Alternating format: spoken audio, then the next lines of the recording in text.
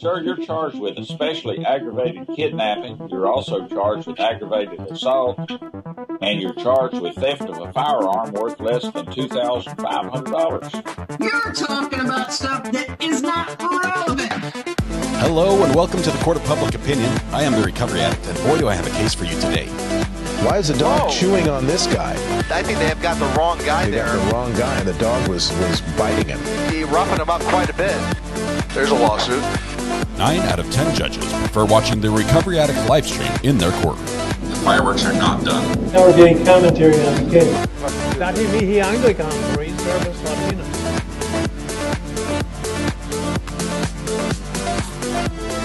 See, No, don't get upset. Don't get upset. I'm just trying to get it straight. I'm not picking holes in your story. I'm just making sure we're on the blue car, okay? So now back to the pregnant lady that gets in the front seat.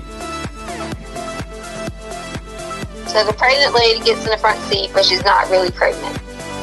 I don't know that she's not really pregnant, but she says she just needs to ride. I felt bad. She looked really, really pregnant, like 8 months. I said, I'm just listening. You know what? I'm not going to help if you're going to do this to me. Listening and believing? I really came in this to be honest with you. Okay, and I'm just listening. No, you aren't. You're being a dick by saying, That's being a dick to me. I don't know why you're saying that, but does the pregnant lady know what happened to G? Does she know where Gannon went? Can I finish? Yeah, absolutely. All right. Thank you, Letecia, for reminding us where we left off on Friday. That was awesome. Sorry about the black screen briefly. I was getting carried away getting the audio lined up and let it fade to black without noticing. My bad there. Let's see where we're going next. Just going to be, I think, this one. Okay, there we go. All right. That's here. Why? Okay. We'll get that sorted out here in a minute. All right, welcome back from lunch. Welcome back.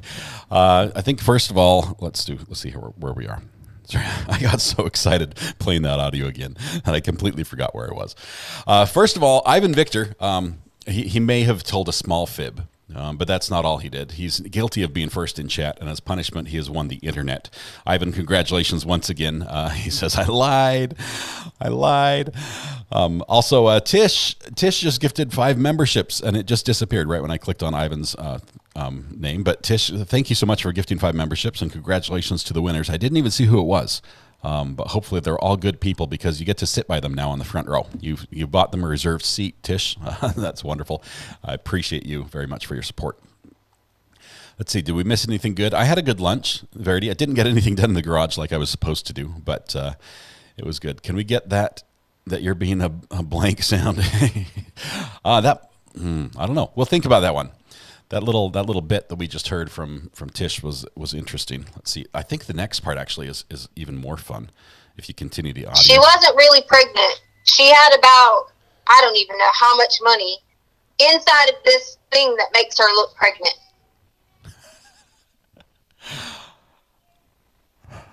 I love this one. So you know where my mind immediately goes? Yep. Where? What would you think a pregnant person disguising as pregnant but money in her belly means? She probably robbed a bank. I love Al. Probably robbed the bank. Anyway, that was great. If you want to go back and watch that, I think that's like an hour and 26 minutes into Friday morning's live stream is when we had that call. Let's see. Jasmine Ray says, Recovered Act, do you know why they haven't had anyone testify about whose blood was on the blue blanket found in the suitcase when she was arrested? I don't know. I think that might be coming because they've brought the evidence. They've led us up to that point, but we haven't heard the analysis on that yet. Wicked Clowns, welcome to the gallery. Thank you so much. You have a truly terrifying profile picture for those who don't like clowns. But welcome. You're welcome here anytime. Appreciate you. Thanks for your support. All right. So we have the Cash Baby. That gets us going after lunch. That's great. Good stuff. Just got off work. Did I miss anything good? LJ Gibbs, it's been a fun day. It's been a really fun day. We are. Let me tell you what you missed.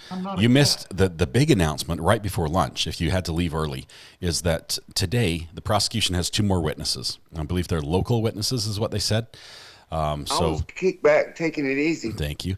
We have 2 witnesses today, and then we're going to go to basically possibly end early today. The prosecution only has 7 total witnesses left on their list that they're planning on calling. Now that probably does not include the rebuttal witnesses. Which will come early next week if they do it all. Let no dead horse go unbeaten. Thank you, Mr. Harpootlian. We have 1 expert witness on the defense side who's going to testify that Letecia's a little cray-cray. Sorry, I know it's some of you that triggers you a little bit, but that's what they're going to testify to, and then possibly rebuttal. So we're looking at early next week with this going to the jury and deliberations beginning then.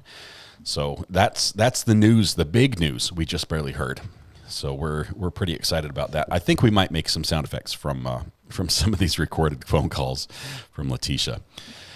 Let's see. Out of all the phone calls, that by far was the very best. Ashley, I wish that was the only call we heard, and we heard it 16 times. I would not complain if they played that 16 times in court. Instead, we heard the other 15 and this one. Katie214, congratulations on the month anniversary. Says, hopefully I find my cash baby during month 2. So happy I found you. P.S. I need a cooking show by Mrs. R.A.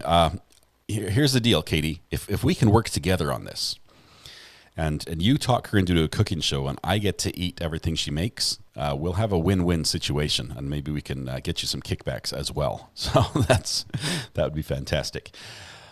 Okay. Yes, the pregnant lady who wasn't really pregnant, who just wanted to ride but had cash in her belly. I was so hoping she would tell that to the FBI, dude. I was so hoping that incredible interrogator would get to hear that brilliant, well-crafted, foolproof lie of a story from her. I was kick back, taking it easy. I hope you're suitably refreshed. Mrs. Ari is going to steal my phone. Don't call the burner now. She won't answer. For the record, I don't consent to that name. We've got a request for you to have a cooking show, by the way. Oh, yeah. And I'll try. Again, with the whole kitchen cleaning thing. She's been cleaning the kitchen all day. No, she has not. It looks beautiful in there. Chandra just gifted 5 memberships. Chandra, thank you so much. Once again, amazing people here. Super generous. If you don't have your receive gifts on this channel turned on, now would be a good time to do that.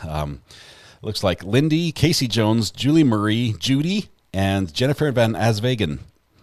Asvegen, I think is right. Are all gifted memberships courtesy of Chandra. I don't know who got them courtesy of Tish earlier, but congratulations to all of you. It's wonderful to have you all back on board in green or here for the first time, as the case may be. Okay. She's crazy but not insane. India Artworks. I'm working on the details with Dr. G Explains. The YouTube channel Dr. G Explains. Dr. G and I have been in brief communication. He wants to come on the show. I'd love him to come on the show.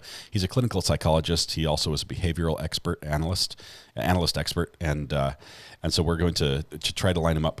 We're hoping for Wednesday on that, but we've got to make all the stars align for that to happen with his schedule.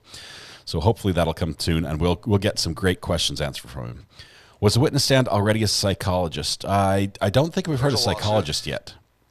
We expect those starting probably tomorrow. Let no dead horse go unbeaten. Can I get a lie I've told for 200? This is Letecia. Yes, Alex, we can do that. Let's see. All local witnesses, but not sure which. Hoping Dr. B. Thomas. Let's see. Gail Pett says, my membership expired. Should I wait until after you had your discussion with YouTube to renew? Gail, you just being here is enough. Don't worry. If you don't want to get a membership, that is fine. You don't have to be a member to talk to me or to speak in chat or get your questions answered. Just being here is enough. So thank you very much. But thank you. I get my phone back. Hey, it's a good day. I got a text from somebody. I'm not sure if that's for you. Okay. All right. Welcome back, Dusty Den. I think there was, yes, the pseudo-pregnant bank robber. Happens all the time. That's exactly where my mind went when I thought fake pregnancy, cash belly, must be a bank robber. Okay. All right. We have, let me get this. I need this on the big screen so my poor eyes can see what I'm doing. Bring that up here. Ooh, that's exciting. Okay, there we go. All right. Where are we at as far as questions? Sandra, no, getting a gift is free. You have to actually turn on the gifts on the channel, and you can do that by clicking on this link. You have to do it over in chat, not on the screen. But if you click on the link, you can turn on the receive gifts on this channel option, and that will enable it. Let's see. Somebody is trying to get my attention. Pro tip: don't pick up pregnant bank robbing lady hitchhikers. Just as a general, that's a good idea. Krista just gifted 5 memberships.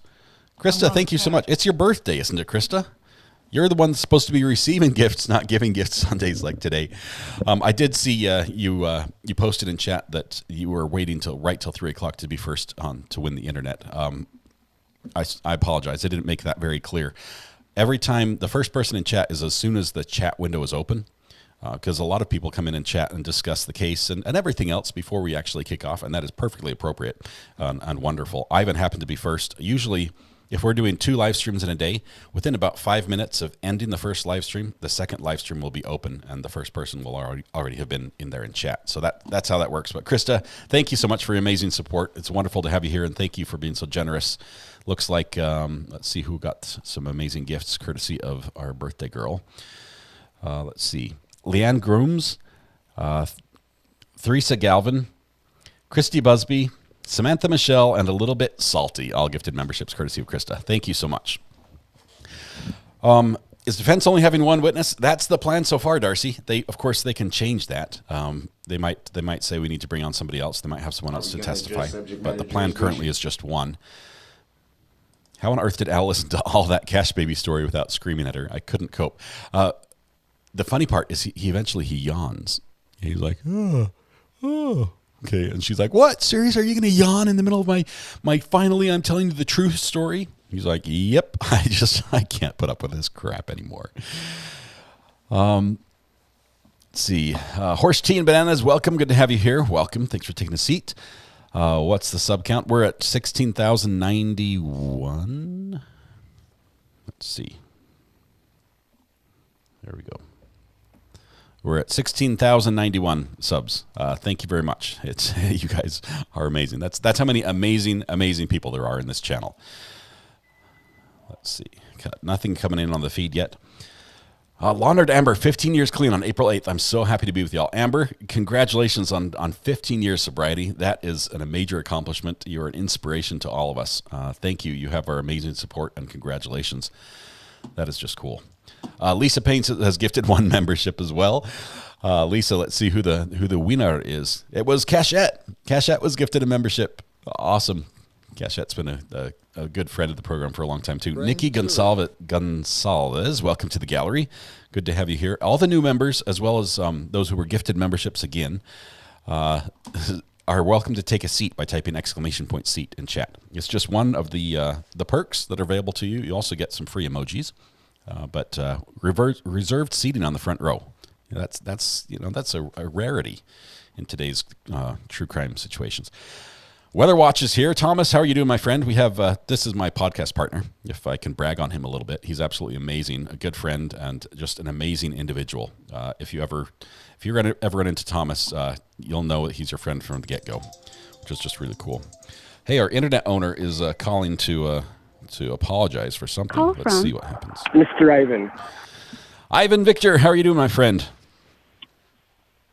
Hey, sir, how are you? I have to admit, almost 85 to 90% of the reason I called in today is I saw some shyster over in Discord who had made a bingo card. I can't remember who. I don't know if it was Drama Llama or Lisa. I don't know which one it was.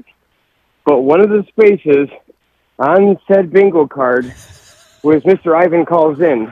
Well, here you go. So I hope I filled your card. So there you go. You guys get a freebie on Ivan because he's just that nice of a guy. Ivan, thank you so much. I'm sandbagging the deck. I am stacking it. Yeah, I'm stacking it for you. I hope your space is filled and it brings you to the bingo you desire. But that's great. Thanks for whoever did that. You literally got a laugh out loud from me this morning when I read that. So cheers to whoever did it. I can't remember who it was, but awesome. We have some creative people in the group. It's fun to see that.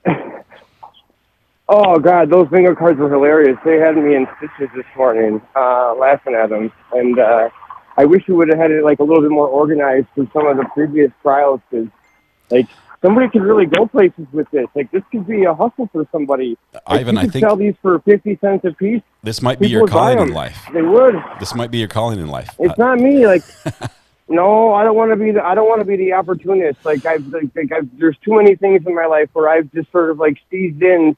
You know, like a hawk on a muskrat, and you know, taking advantage. Like, I don't want to keep doing that, but like somebody else needs to market this idea. You can make. There's a big true crime family out there. You could charge $1 a card, and people will buy them. Why not? Heck, that's awesome. You could throw little tournaments. Yeah. You could sanction them. Like heck, the VFW would be all about it.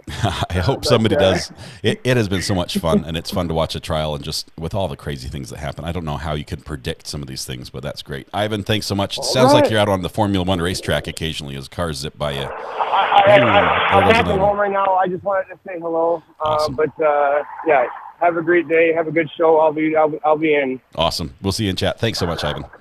All right. Love you guys. Bye. Ivan's awesome. Good friend of mine. Let's see.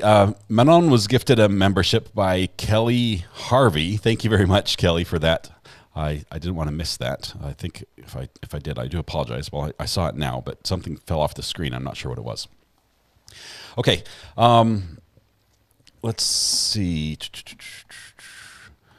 Yeah, whoever made the bingo cards, you ought to do that. That's like an opportunity. You guys are. It's a thing, you know. You got to sell true crime bingo cards. It can't be me. I'm too busy. I cannot do this, honestly. I'm too busy with the live streams. It's all I can do just to have the show up and running when it's supposed to be. I don't think I could do bingo cards on the side.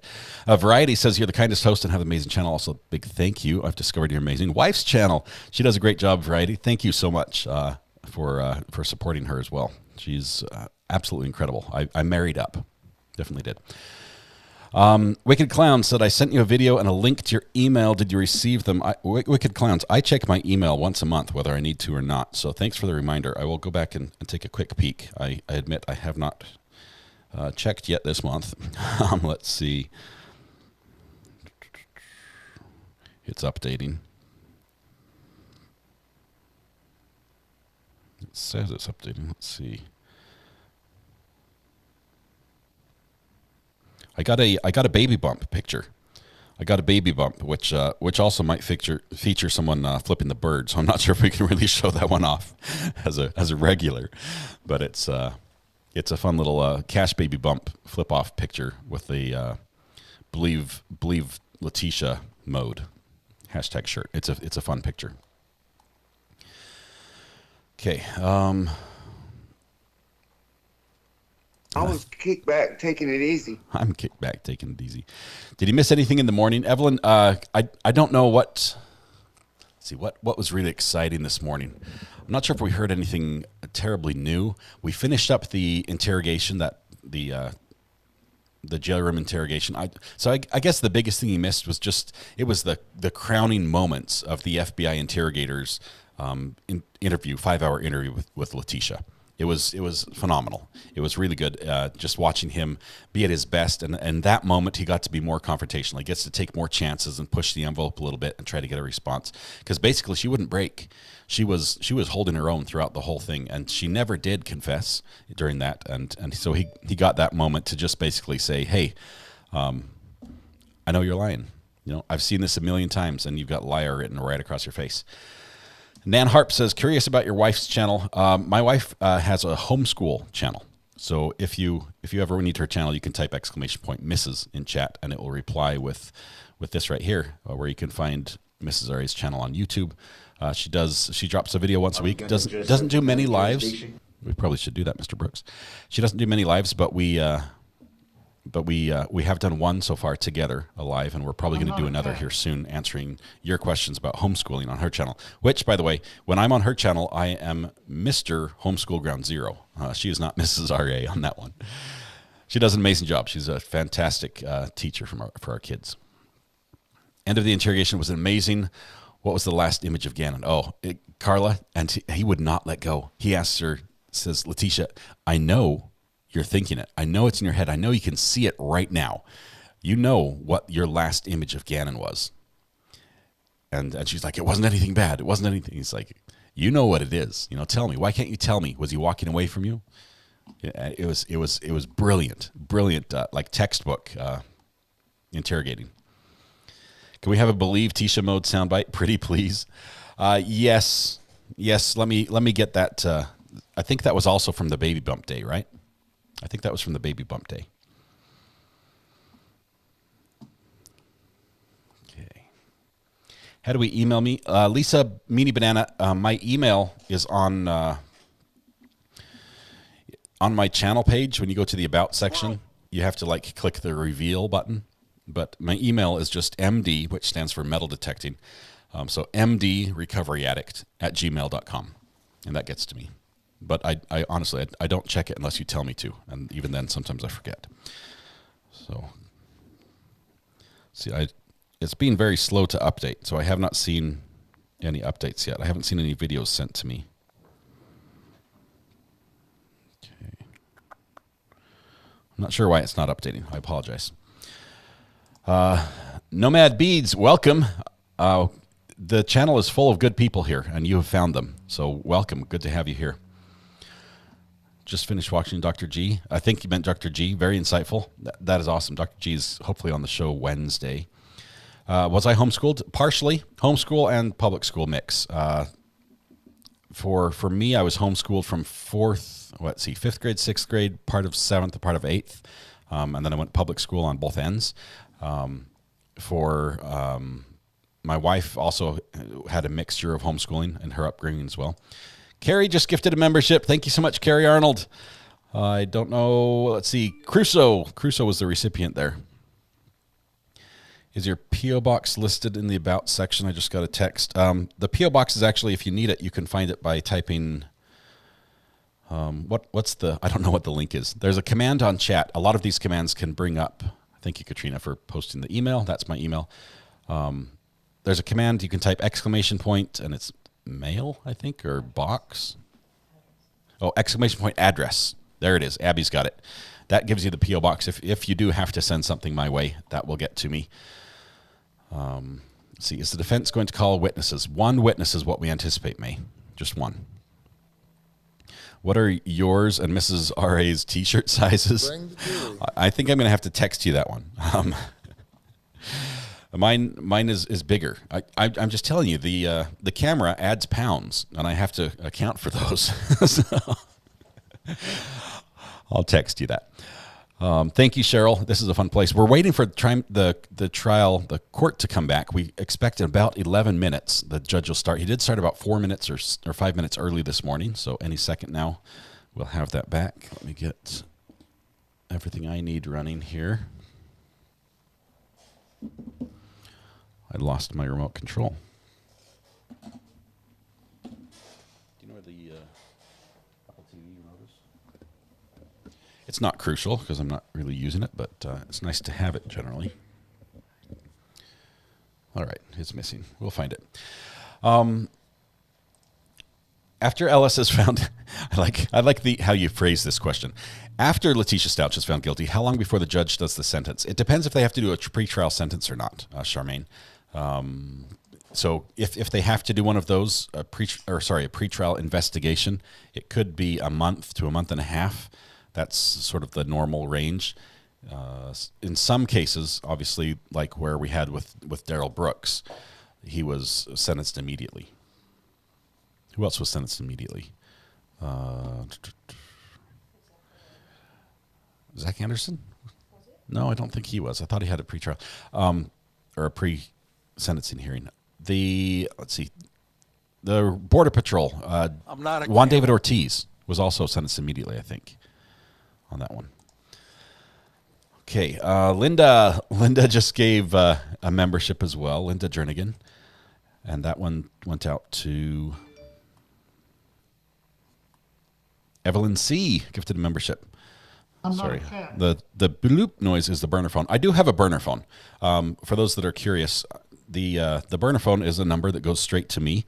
If you need to get a hold of me, and this could be a variety of reasons. I'll say over lunch I had a conversation with Holly, and I won't say what it is in case people are listening. But she had a question that I was able to answer for her, and that's great. So the burner phone, if something goes wrong, if for some reason you think, how did I suddenly get put on the mute list or blocked in chat or something, it can happen on accident, especially as on busy days towards the end of trials. Chat gets really busy. There's a lot of interest in the very end of a trial, especially on Verdict Watch. And so as the mods are trying to control some of the trolls that try to sneak in, sometimes somebody accidentally gets blocked. The burner phone is a great way to get a hold of me so I can fix that for you, because accidents do happen, and we just try our best, and we want to get it fixed as easy as possible. Okay, the Crusoe, I think you just received a membership, and now you just gifted a membership as well.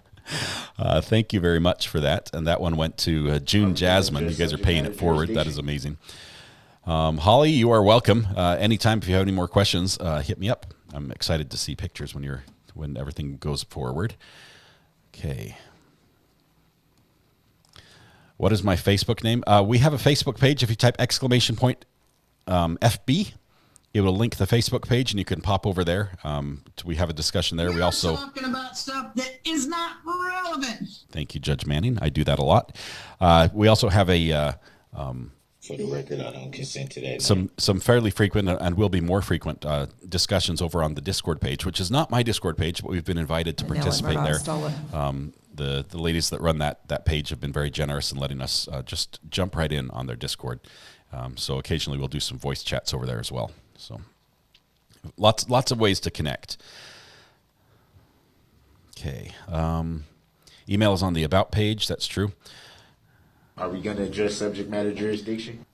We should. Let's see, Sandra. I'm not able to say that yet because I don't know. We're right now, Sandra. Here, let me tell you this behind the scenes. Right now, as we find out when court is wrapping up, that's when I need to start planning for the next one. Because unfortunately, I can't plan out for months ahead. I'll tell you that I've got Sarah Boone on the schedule, and nothing is going to interrupt Sarah Boone. We're gonna follow that one, but it doesn't start till July. We have quite a bit of time between now and Sarah Boone beginning. So we'll keep our eyes peeled, and we'll let you know. I'll work with the mods and a couple other sources to see what trials are out there that are of interest. We like to have a variety of trials, and sometimes some certain trials have factors like this one with the not guilty by reason of insanity. That's not normal. We like to follow trials like that. So we'll let you know here soon. But we do go live every day. This is what I do. This is my full-time job. I don't do anything else. So Lane M gifted a membership as well just now. Lane, let's see where that one went. Went to Barbara Christina Healy, gifted a membership. Thank you so much. Young Thug has some interest, and they're in motion right now. Miss Bepsy, I have an experience streaming the Young Thug trial. The first day I tried to stream the Young Thug, and this is like way back in the day when it first began. There's all the defendants all around the courtroom. There's lawyers everywhere, right? Because it's a RICO case, so it's like they've arrested the whole organization. They're all being charged together, and so we go ahead and take that live, and we're watching some of the motions, and it's very cumbersome as every lawyer wants to put injections and stuff. And during all this, as we're live streaming it, we have a view from our camera that shows the Zoom meeting on the screen. I'm watching everything that's going on, and suddenly people are saying, is that what I think it is on the Zoom? And sure enough, somebody had hacked into the Zoom and had started playing an X-rated video over Zoom in the middle of trial. So everyone on the Zoom call and those of us who had a view of the Zoom video were treated to something we did not want to be treated to. And so that was my one and only experience. I shut down the channel. I said, sorry, live stream's over. I have to delete this. This is against YouTube's terms of service. I can't put my channel in jeopardy. So I'm a little gun shy when it comes to the Young Thug trial because I never know exactly what's going to happen on that one. But we might take a look at that. There's been some interesting stuff with some of the players in court, even jurors. like taking pictures and the letters that have been forced, people have to write to apologize and things like that. It's been a funny case. Let's see. The 801 area code is from Utah. I live in North Carolina, but I've had that burner phone number for quite a while. It's always good to have a spare burner phone. Let's see. Can I have your permission to wear? Hey, are you going to let me switch cameras? Hang on one second. I'll go right there and turn that one off. Okay. Can I have your permission to make a Recovery Addict t-shirt to wear to the Sarah Boone trial? Dodie, I will say that you probably are not allowed to wear a shirt like that to the trial. Most judges prohibit you from wearing items of clothing that represent or advertise certain things. So you something as flashy as our logo might get you kicked out of the courtroom. Hey, guess what's coming? Guess what's coming? I'll get my laptop then. Wait for it. Wait for it. Boom. We have witnesses? Yes. We do. Okay. Mrs. R.A. needs Rose's Rose. Mary Kay, thank you so much. I think Let no dead horse go unbeaten. I think I have a better idea, but I yes, thank you. We will do that. That's extremely generous super chat, Mary Kay. I actually had a plan over lunch for what to do because it's time. Okay, as we're waiting for court to come back, they're supposed to start right now, and then they just canceled and cut out again. We'll keep an eye on what happens there as it develops. Anything wild I missed this morning? Lindsay, just the end of that interrogation was probably the best. Then we had a couple of witnesses that introduced some evidence that was collected from the Tiguan. It was mostly like car, vehicle data, GPS location, drive, park, timestamps, things like that. We haven't gotten into the details of what that is. We're following the chain of evidence, chain of custody as it moves in. Let's see. For the record, one of Young Thug's cruise lawyers was arrested yesterday for smuggling pills. It's a zoo. Thanks for everything, addicts and RA. Yeah. I've seen. Was that a different occasion from somebody else passed him a pill right in front of everybody? There have been some crazy moments in that trial that just blow your mind. Barbara Healy, thanks you, Lane, for the gifted membership. Thank you, Lane, and thank you, Barbara, as well. Wonderful to have both of you here. You have to do the Young Thug trial. It's going to be insane. Okay, so give me the details on Young Thug. I don't think there's going to be another Zoom bomb. Okay, I don't think lightning would strike twice, especially that way. I think they've locked that down a little bit, so that would help. It is a RICO case, which we haven't seen a lot of. So that would be a different viewpoint or something to learn about. We like to have some variety, not just murder after murder after murder. But let's see.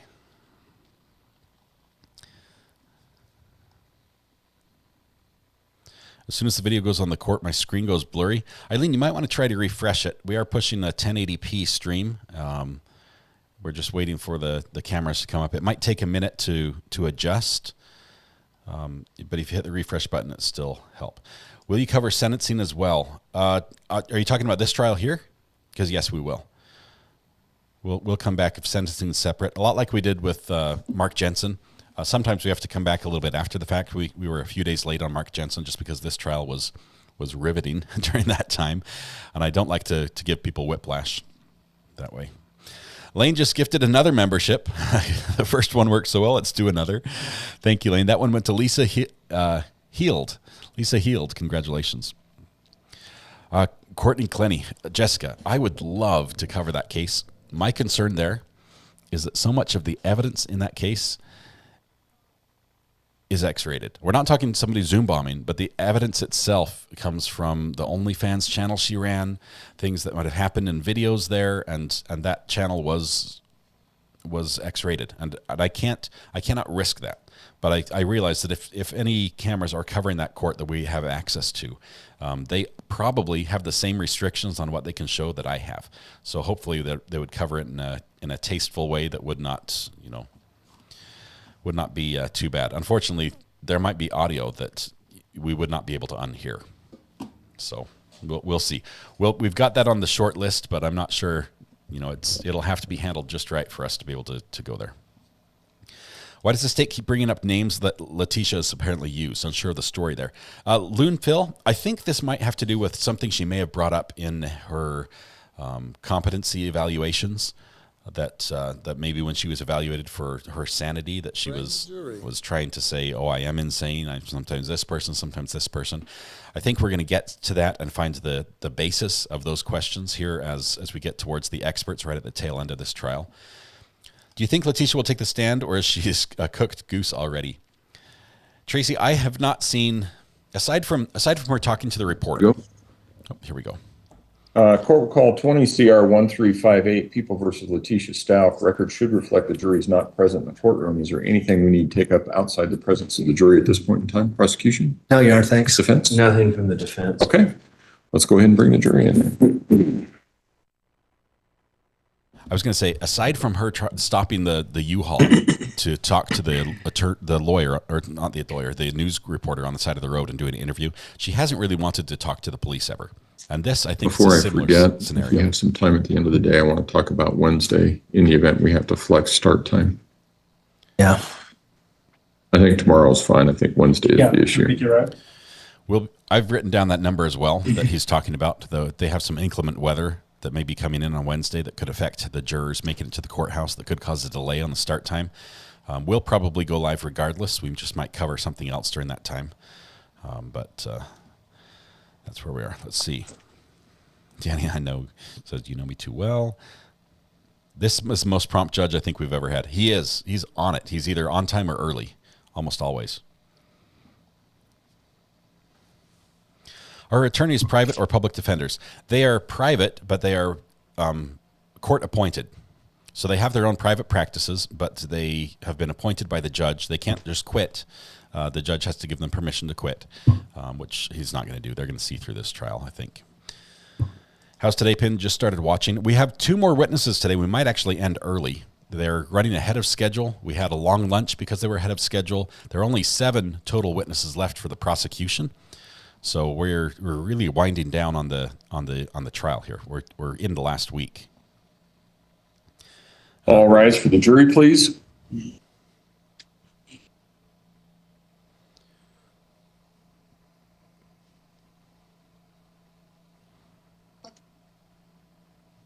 Hey, everyone has their fly down occasionally. It happens to the best of us.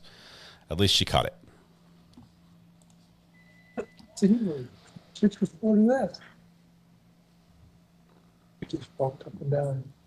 It got warm. Colorado Springs is. Thank you. May all be seated. Court will recall 20 CR 1358, People versus Letecia Stauch. It should reflect the jury has returned to the courtroom. Prosecution, call your next witness. Your Honor, people call Sherry Holes to the stand. Sherry Ms. Holes, if you would step forward and raise your right hand, please, ma'am. You swear or affirm the testimony about to give in this man will be the truth, the whole truth, and nothing but the truth. Go ahead and have a seat in the witness stand. Please watch your step as you step into the stand. Backpack Lawyer is carrying the biggest book I've ever seen. That's a massive binder.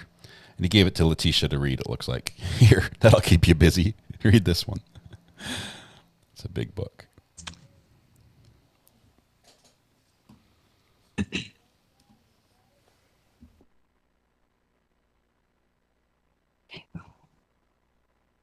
Good afternoon, Ms. Holes. How are you doing? Good afternoon. Could you please introduce yourself to the jury and spell your first and last name? Yes, my name is Sherry Holes. It's Sherrie, last of Holes, Holes. And what is your occupation? I'm currently employed as a forensic serologist and DNA analyst at the Colorado Springs Metro Crime Lab. And how long have you been employed such as? I've been employed in that role approximately 4.5 years at the CSPD Crime Lab. And what does a forensic serologist Stop do? you for just a moment. Oh, sure. Can you move that so that it's on its side so it doesn't block the view of those 2 jurors right there? Oh, let me just put it right here. Or you can just lay it down on its side either way. Okay. We'll just do that. All right, go ahead. think I was asking you what a forensic serologist does.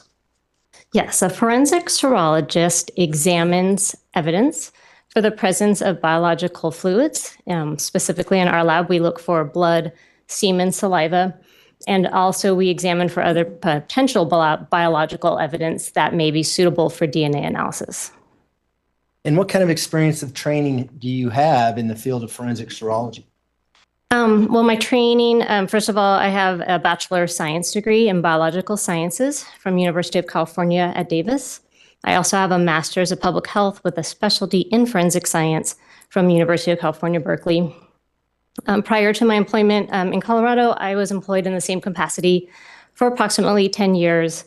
I was also a forensic DNA analyst and serologist in various crime labs in California. Most serology training actually does occur on the job. There are a few formal classes that I did take, such as microscopy of semen evidence, and mostly it was on the job training. In fact, when I came to Colorado Springs and was hired here, I spent about a year just going through a training protocol before I was deemed competent and able to begin casework. And are you peer reviewed when you do a serology examination?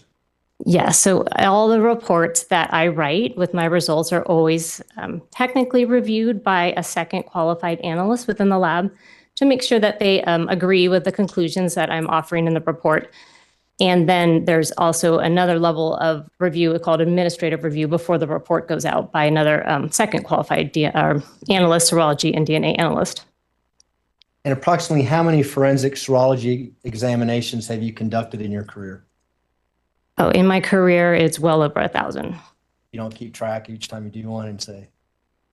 I usually average about 100 cases for serology a year. So over the course of almost 15 years, yeah, it's well over 1,000. That was a bad attempt to try. I'm sorry. Have you testified as an expert in the field of forensic serology in the past? Yes, I have. Approximately how many times? I've been qualified as an expert in this area approximately 40 times previously. And are those both here and in California? That's correct. At this time, we'd ask that the court qualify Ms. Holes as an expert in the field of forensic serology and allow her to render opinions in that field. Defense? No objection to her being qualified. Witness will be so qualified. Go ahead. So I want to kind of focus on your role as a forensic serologist here in Colorado Springs, the Metro Crime Lab. Were you asked to conduct several forensic serological examinations? Serological, correct, yeah. In this particular case of the disappearance of Gannon Stauch. Yes, I was. Could you give the jury a rundown on how you come about or how you became involved in this investigation? So when we get a request from an agency, in this case, the El Paso County Sheriff's Office, typically there's a couple of things that happen. One is they will write a cover letter with a description of the pertinent case details and some of the items of evidence that they would like examined. And then also typically there's a meeting between the submitting agency and our crime lab supervisor, our DNA technical supervisor, and they make decisions as to these are the items that we will accept and which what are the priorities on which items will be tested. And so is that common in any criminal investigation that the investigating agency will submit a letter asking you to perform analysis on certain items of evidence?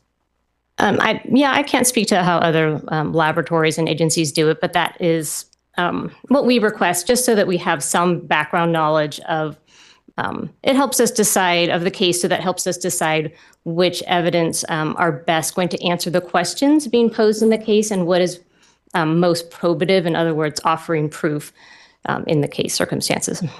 And is it often in large investigations that you may actually meet with the detectives or other investigative officers to talk about what should be tested and why and that kind of thing? Yes, definitely they try to do meetings before the first request comes in, but often in a large investigation, there can be several meetings that occur over time as more investigative details come to light or more questions are being answered in the case. And that is what happened in this particular case. Can you describe that for the jury? Why did that happen in this particular case? I was not involved in the actual meetings that were occurring. That was our crime lab manager and the DNA supervisor. But from my understanding, as more information was coming to light in the course of the investigation, more questions were being asked, more evidence was being collected on multiple different occasions, which then was coming into the lab with a request for examination. And when you conduct your examinations, how do you get your results back to the investigating agency? So once we have, and when I have issued a report and it's gone through the 2 layers of review, it is then released to the investigating detective, the lead detective on the case from one of our administrative staff. And did you do several reports with regards to this investigation? Yes, in this particular investigation, I released 7 reports. And do you know why there were 7 different reports on, I'm assuming, 7 different dates? Again, I think additional items were being collected, additional questions were being asked as additional evidence was being collected and during the course of the investigation. So they didn't have all of the evidence or even all of the information from that very first request. So again, as they were having more meetings with our lab management, it was decisions were being made that we need additional items tested. And so what would be your role, just so you can explain to the jury, in the process of doing your analysis with regards to evidence in this particular case? My role was to examine the items of evidence for the presence of, mostly for the presence of blood, and then also for other potential biological material that may be there, and consolidate any swabs or cuttings that I take, as well as documentation of the evidence. Documentation is done through photography and from note-taking of my observations of the evidence. And then any samples that I deem would be suitable to go on for DNA analysis, I'm then consolidating into what we call a DNA packet. DNA packet is just an envelope that has numerous tubes that I've prepared. The tubes have little pieces of cuttings or little swabs from the various items of evidence. Then that will go forward to the next step, which is the DNA analysis. And with regards to this particular investigation, you indicated earlier that you may have been looking for blood or the presumptive presence of blood in these types of items. How would that impact your DNA packet, or whether or not you created a DNA packet with regards to what the results of your blood test was? So when I am looking for blood, that's always starts with a visual exam. If I see staining that is consistent with visually looks like blood, we then do a chemical color test. It's a presumptive test for blood, meaning it's not a confirmatory test for blood, but it does indicate the presence of that. If I have a stain area that looks like blood, reacts to that chemical presumptive test, I typically will take a small cutting or a swabbing of that stain, trying to preserve additional stain, not take the whole sample when I can. And then that would go into a test tube. That test tube then goes into the DNA packet. I also do what we call trace swabbing, and trace swabbing is areas that may contain DNA cells or cells that have DNA. So many of our tests are so sensitive now in DNA analysis that we don't actually need to have a stain present. We can also get a DNA profile from just a very small number of just cells. Cells can be deposited just through touch or from wearing clothing, that kind of thing. So some of my serology examination is also doing trace swabbing.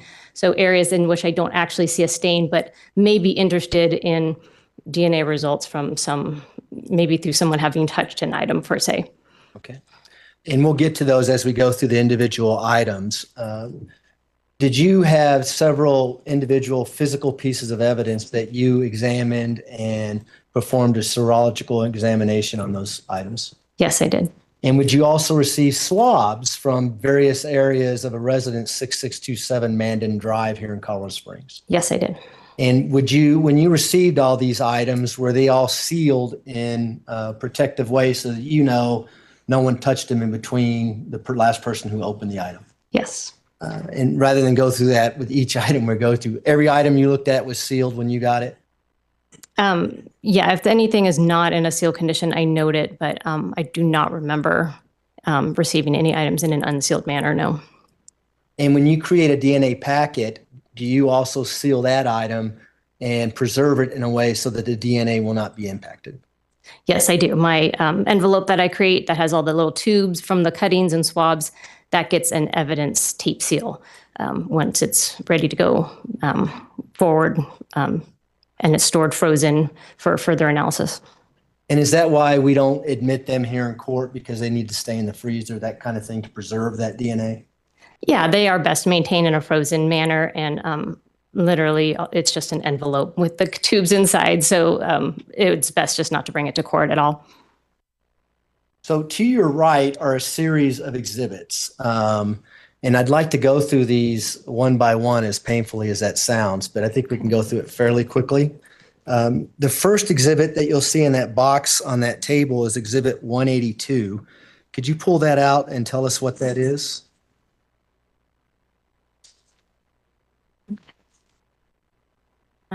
Yes. This is labeled as the toothbrush belonging to Gannon Stauch. And do you need to open that to see that that's the toothbrush in there? I can see it from the bottom. It's been partially opened. Okay. And when you received that, was it sealed, of course? Yes, it was. What did you do with that particular toothbrush? This toothbrush was submitted as a possible secondary reference standard. When we need to make DNA comparisons, we need a reference standard or a known sample from an individual. This was submitted as a possible secondary reference. Gannon was not present at the time, so they have a toothbrush, which hopefully would have his DNA on it. So I did some swabbing of the toothbrush. I also took some cuttings of the toothbrush bristles as well. And was that done on February 8th of 2020? The report was issued on February 8th, that work, yes. It says that the request date was February 5th, 2020. So did you do the actual testing sometime in between those two dates? Yes. So Gannon's body had not been discovered yet. Correct. So you created a DNA packet for this item? Not just for this item, but yes, this would be one of the items, those little cuttings of the toothbrush bristles and the swabs, those would go into test tubes and be included in the DNA packet with other samples that I collected. Now, earlier you testified that you're also a forensic DNA analyst. Is there a reason why you didn't do DNA on this particular item versus creating a packet and sending it on? Yeah, at this point in time, I was not a qualified DNA analyst at the lab here in Colorado Springs. So my only role was to do serology examinations. So now you can do both, right? I'm to a certain point in my DNA analysis training that I am qualified to up to a certain step, but there's always more training to be done. Did this item and other items go on to Donna Minogue for further DNA testing? Yes. And I don't know if we want to just stick that back in the box, just so it doesn't get cluttered up there. Or that works too. Okay. The next item in there is People's Exhibit 184. You could pull that out and tell us what that is. Yes, DNA standards for Gannon's biological father. And do you need to open that to see what's in there? It's partially open. There's, I can take a look at this. Okay, there's just some swabs that are in here. Are those buccal swabs from Mr. Eugene Stauch, also Al Stauch? Yes, buccal swabs are swabs that are taken from the inside of the cheeks and the gum area, and those are taken as a reference standard or a known DNA standard that will be later on used for comparison purposes. I guess while we're doing that, let's pull out 185 as well. What is People's Exhibit 185? DNA standards for Gannon's biological mother, Landon. Okay.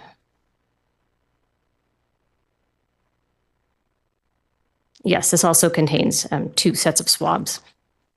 And so those buccal swabs as well from Gannon's mother? Yes, these are buccal swabs also collected as reference standards from Gannon's mother. Now, we're doing this together, but I'm assuming when you conduct the test, you're doing things individually, right? You're not mixing and matching items of evidence? So yes, that's correct. We have a very set process on how we examine items of evidence in the lab. We always, before we even start any examination, we do a thorough cleaning of our workspace using bleach. We know that DNA, because it's so sensitive, our testing procedures are so sensitive, they are prone to contamination. So we have to be very careful, make sure we don't leave our own DNA on any evidence. So that involves wearing protective face coverings and hand coverings and gloves, hair coverings as well. And then we also want to make sure that there's no contaminating DNA on our work surfaces. So those are always bleached down in between every single item of evidence. We always lay out a fresh piece of like white butcher paper, so the evidence actually doesn't even touch any of our work surfaces. Any of our implements are cleaned as well. And then we always look at the order in which we look at items of evidence is also important. We try to look at evidence items that may have potentially low amounts of DNA before we would look at evidence items that have high amounts of DNA, something that would be very bloody, would have an expected high amount of DNA. We wouldn't want that to contaminate our work surfaces at all. So the order in which we examine is important. And then lastly, we always look at reference samples last, after looking at all the other evidence items. And with regards to People's Exhibit 184 and 185, what did you do exactly to create a DNA packet for those 2 buccal swabs? So the buccal swabs, individually, of course, one by one, examining those.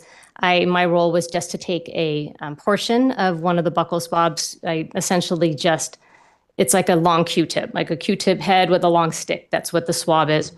And I just take a sterile scalpel and I just portion off one part of the swab. That goes into a sterile tube, which is then labeled with the associated barcode number that we've given it. Then that tube that I've created goes into the DNA packet.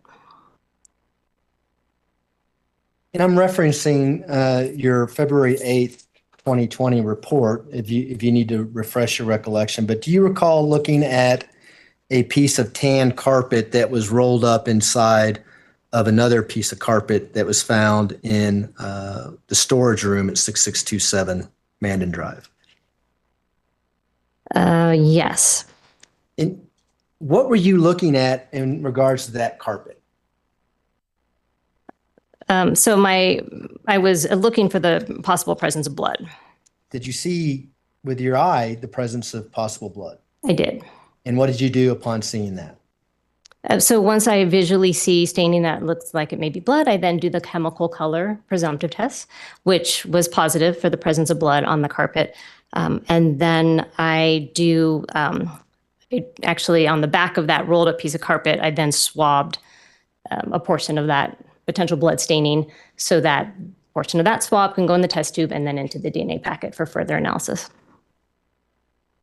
And do you have People's Exhibit 386 there next in the list? Yes. What is People's Exhibit 386? Let's see. This is 3 sets of possible blood swabs.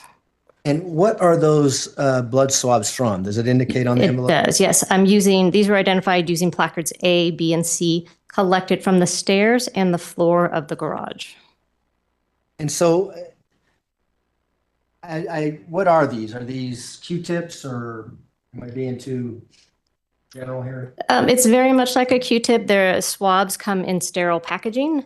So typically there's a sterile wrapper, and within there are 2 swabs that when our crime scene investigators are collecting these, they would open up the sterile packaging, take out these 2 swabs, which look like a Q-tip, but they have long wooden sticks. And then once they're finished swabbing these particular areas, they go back into the individual swab wrappers, and that's how I receive them. This one has 3 sets, meaning there'd be 3 separate collections then contained within this outer envelope. Are the 3 sets labeled in a particular way? I'm gonna need to refer to my notes.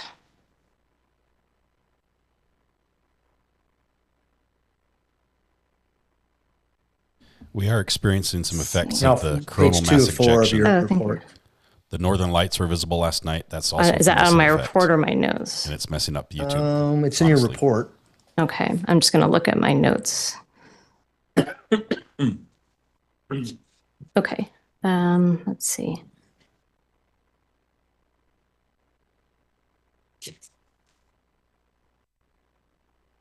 Okay, so they actually, inside the outer envelope, inside there was 3 smaller tape-sealed manila envelopes. And each of those were labeled with either an A or a B or a C to indicate the placards that they had used while they were collecting the evidence.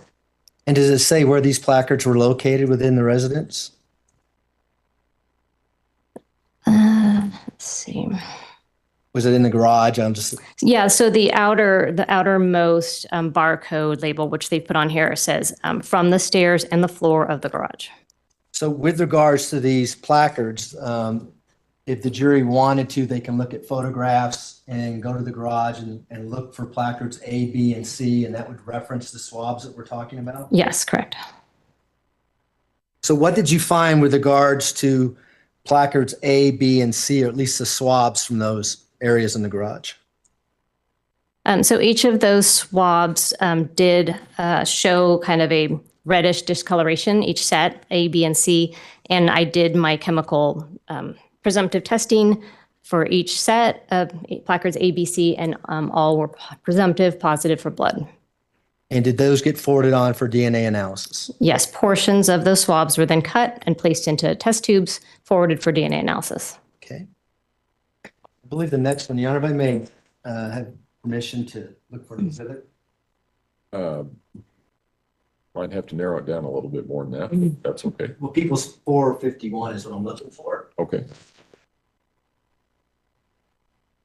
Hey, Hillary, I have not seen that the new filing. I've heard that several times, but I have not seen the document. There's additional filing. The originally defense said they had 1 witness. I just haven't seen the new one that is out there somewhere. If you have it, if you can text it to the burner phone, I'd love to take a look at it. 12 witnesses would obviously put a much longer defense on than just a single one. Let me show you people's that's in admitted evidence 451. You recognize this item? I do. Okay. Do you need to look at that further?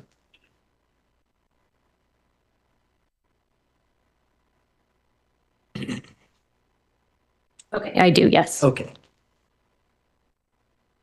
Obviously 451 is a piece of carpet, right? Yes, that was a carpet, correct. Carpet 1 is how they designated that one. So now while I'm up here, what did you find in People's Exhibit 451? That piece of carpet, there was staining observed on both sides of the carpet that was presumptive positive for blood. And did you forward that on for DNA analysis? I did, yes. Or not the whole carpet. I did take samples from the carpet. Now, People's Exhibit 503, in your report, it's labeled as 6839 SW2-01, period 01. Another piece of carpet. Do you recall seeing that? So let's see. Carpet 1 is that item number that you just described. There was a second carpet, carpet 2, that was 6839 SW2-04.01. Is it a different exhibit that you're referencing? Yeah, I think 451 was a different one. So let me show you that again so you can look at the lab number. Okay.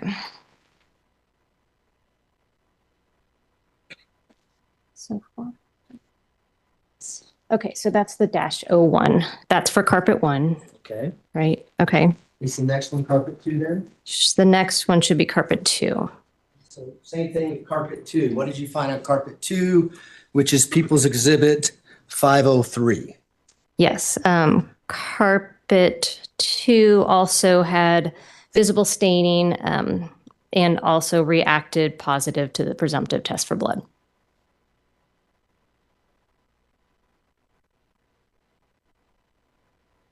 And did you also look at the foam padding associated with People's Exhibit 503? Yes, I did. And what did you find in the foam padding of People's Exhibit 503? Also, foam padding had visible staining and was positive for the presumptive presence of blood. The next exhibit in the box to your right should be People's Exhibit 512. Can you pull that out? Yes. What do you see in People's Exhibit 512? This one is labeled as the electrical outlet cover with possible blood. And it says collected from southeast corner of southeast room, child room of basement. And what did you find after, did you conduct a presumptive test for blood on that item? I did. I noted some visible staining on the electric outlet cover. I did the presumptive test for blood, which was positive. And did you perform a DNA kit for that item? Well, I did do some swabbing of the stained area that could then go on for DNA analysis, yes.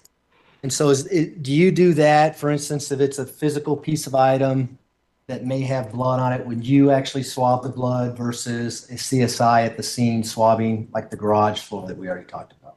Yeah, typically when we train CSIs or law enforcement officers, we always suggest that if they can collect the item and bring it into the lab so the serologist can examine it, that's the best practice.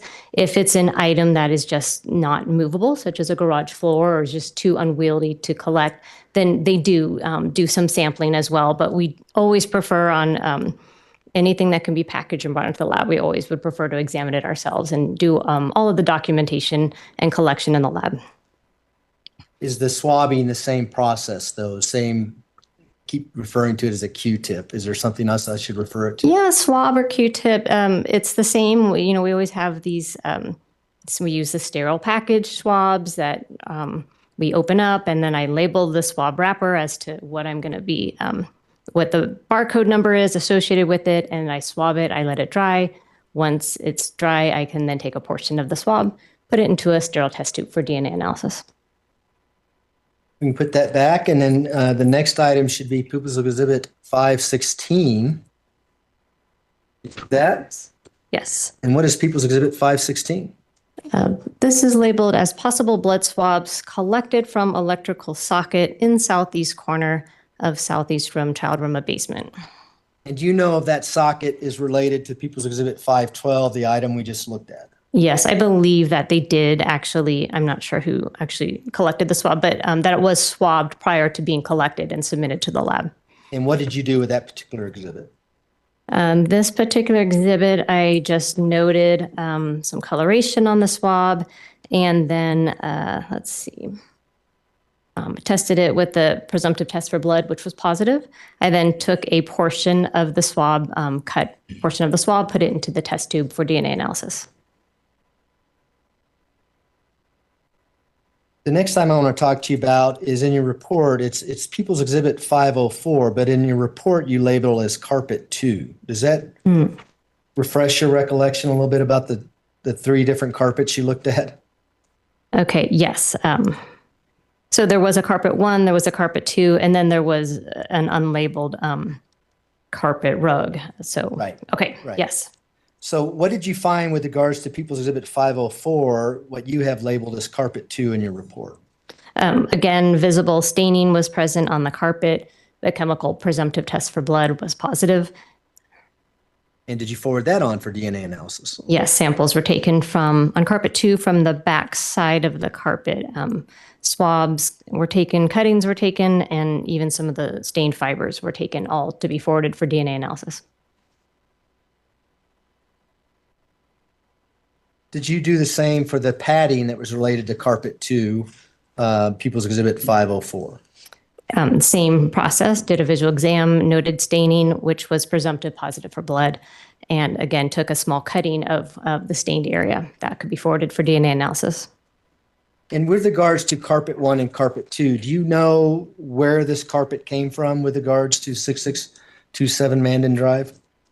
They were labeled as coming from the southeast room, also known as the child's room in the basement. That been Gannon's room, or did you know? That's my understanding, that they were from Gannon's room.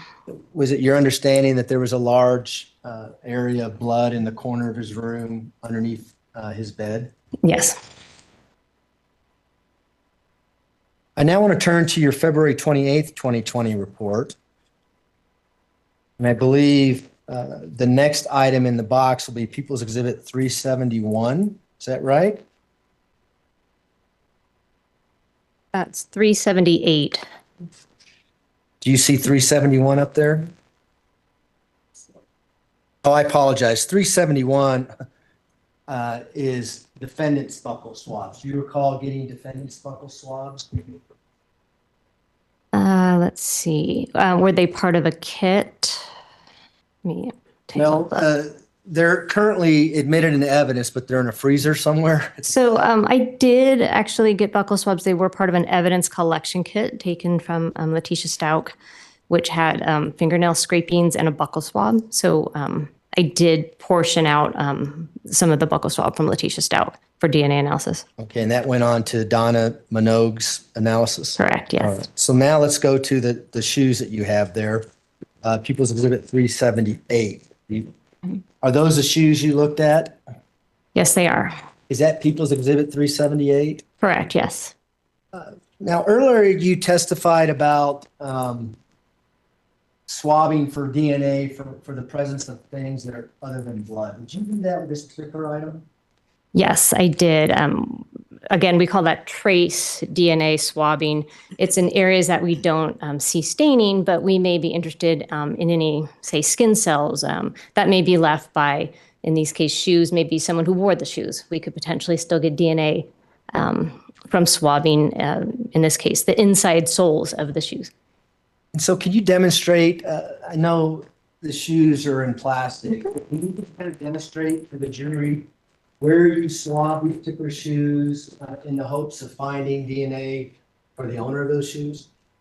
Sure. So for the owner, I would expect that their DNA would be on the inside soles. So I actually, for each shoe individually, these are separate swabbings, I took the swabs together and I swabbed the insole, like reaching into the shoe, and then also the back heel area. And that was done separately for the right and left shoes.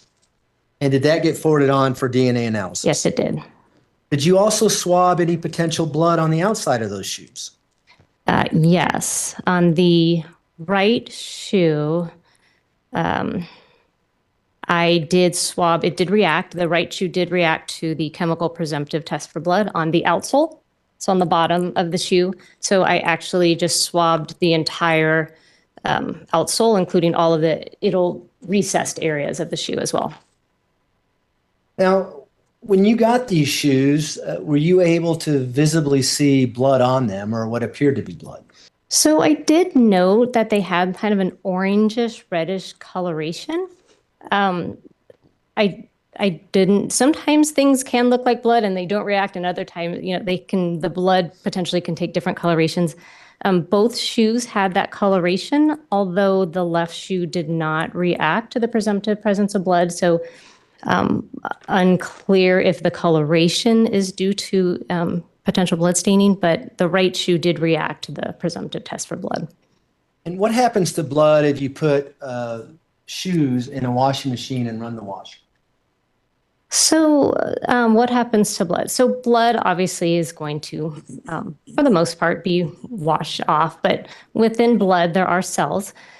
And cells can sometimes survive washing. We do know through actual studies that have been published that some DNA can survive washing.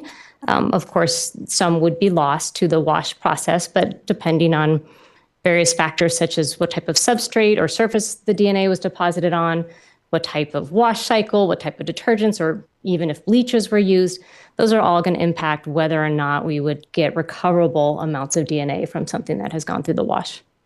When you received these shoes, did you notice anything that was consistent with them being run through a washing machine? I actually did note for these shoes that they had a strong, what I called clean odor. And yet you still saw some discoloration that appeared to be blood to you on these shoes? I did note discoloration on the soles of the shoe, the outsoles, and that's where I focused my attention as far as presumptive testing for blood. And was able to find positive results on the outsole of the right shoe. Did you also receive a swab with regards to this case, which is People's Exhibit 246, Should be in that box there.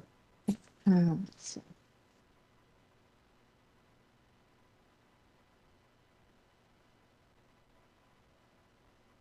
If it's not in that box, I can just ask you about I it. actually found it. Okay. What is People's Exhibit 246? This is labeled as package of 2 swabs for woman's black and white Nike shoe. And then there's some indications on the bottom, handwritten, swabs from Nike shoes, laundry room, right shoe. And so are those consistent with People's Exhibit 378, the Nike shoes that you just talked about? Yeah, they actually were swabbed prior to being submitted into the lab. The outsole was swabbed. And did you submit that on to DNA analysis? I did. This, I believe I actually tested it for the presumptive presence of blood. I did, and that was positive. So yes, and then a portion was submitted on for DNA analysis. You need help getting rid of some of those exhibits? I got it. Next one to go to People's Exhibit. Well, before we leave 378, did you talk about all the areas you swabbed, both outside and inside of the shoe? Let me just refer to my report. Okay, so the right shoe, I did swab the entire outsole of the right shoe that had reacted positive for the presumptive presence of blood, even in all of those little recessed areas as well. I did swab the right shoe lace as well. And then I took the trace swabs that we talked about for wearer DNA on the inside sole and the inside back heel area. The left shoe, I did not get any presumptive positives. They were all negatives. So I only did those trace swabs on the insole of the left shoe. And were those individually packaged for DNA analysis? So when Donna Minogue did her DNA analysis, she knew exactly what she was doing based on your labeling. Yes, I always label the swab wrappers with what I'm collecting. And then also the test tubes get the same itemization as well. And does that apply to everything where you create a DNA packet? Do you label it so Donna Minogue, who does the DNA analysis, can then say this is the item that Sherry Holes looked at? Yes, that's our standard practice within the lab. I next want to turn to People's Exhibit 459. Do you have that there? I do. What is People's Exhibit 459? This is labeled as swabs of Blue Star presumptive positive reactions in garage and laundry room of 6627 Mandan Drive. So what is the Blue Star? I know the jury has heard a lot about Blue Star, but what does Blue Star mean to you, and how do you treat that differently? For instance, a swab that says blood on the garage floor is A, B, and C said. Sure. So Blue Star is another chemical presumptive test. It works in very much the same way as the chemical test I'm using in the lab. I use a different one, but it has the same process. Blue Star is used by our CSIs out at crime scenes, and it's typically used in areas in which they suspect there might be blood, or they're looking to see if there's blood, but it's really not visible to them. And they can spray this reagent onto an area. It will react. It's very, very sensitive. It will react even if an area has been cleaned, potentially. So it's chemiluminescent. Usually that's something that they do in a darkened room, and it's much like luminol. It glows, and they can take photographs of areas that are reacting. When they find a Blue Star positive area, then they swab it for us, and they submit it into the lab. But because it's already gone through a chemical presumptive test, they don't need to now repeat another chemical presumptive test. It's already reacted positive to the Blue Star. It's the same process that my test would do. So when I get something labeled as Blue Star positive, my role is typically just to, like in this case, these are swabs, just go ahead and collect a portion of the swab into a test tube and forward it on for DNA analysis. And is that what you did with 459? Yes. And did you do that with everything that was labeled Blue Star, at least swabbing of the Blue Star? When things were swabbed, yes, there were a few items, larger items that said Blue Star positive that I did still, like carpeting. I did still do a visual exam, but swabs, I just took a portion. I didn't do further chemical presumptive testing. So with regards to People's Exhibit 518, which should be the next exhibit, Did you do the same things with that particular item? Yes, this is labeled swabs of blue star positive reactions from the staircase between the main level and basement of 6627 Mandan Drive. Again, my role was just to take a sample using a scalpel, take off a small portion of the swabs, put them into the test tubes. Is that 518 you're looking at? Yes. Okay. And so let me, if I can approach Hunter. You may.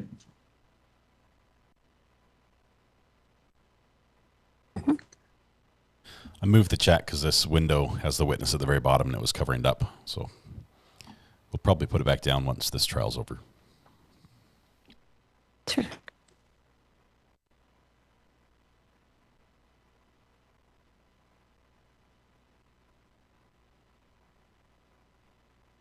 Let's now jump to your March 17th, 2020 report.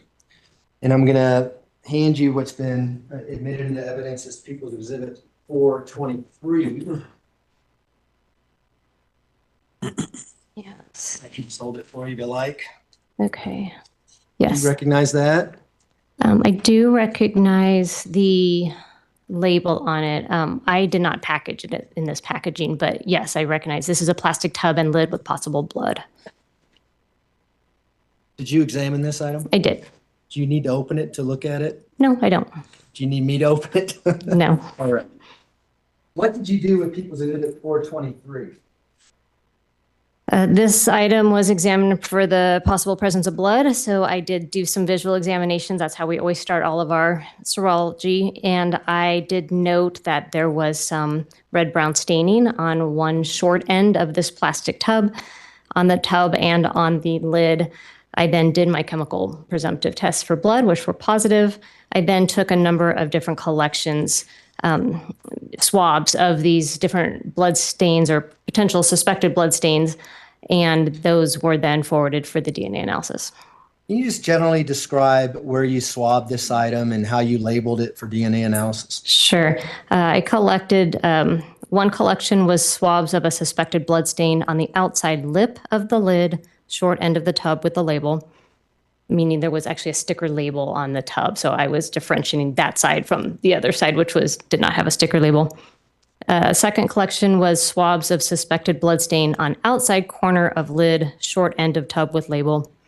The third collection was swabs of suspected blood stain on outside lip edge and side of container, short end of tub with label. And the fourth collection was swabs of suspected blood stain on the inside corner of the lid, short end of the tub with label. And again, Donna Minogue would be able to know exactly what she's testing based on your labels? Correct, yes.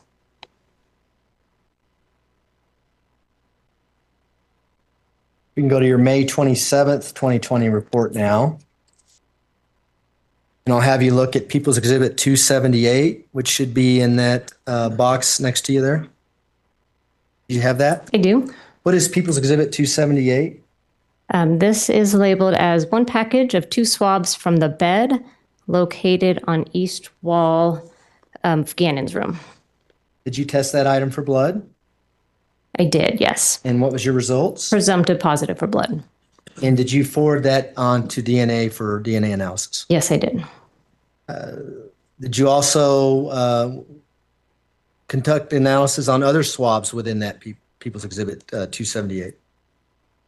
This is one package of swabs. There was a separate item submitted called additional package of swabs from bed. I don't believe it's contained within this exhibit, but there was a separate item, which we have a separate barcode for, also from the bed, also positive for blood, or presumptive positive for blood. And did that also go on to DNA analysis? Yes, it did. How about People's Exhibit 191?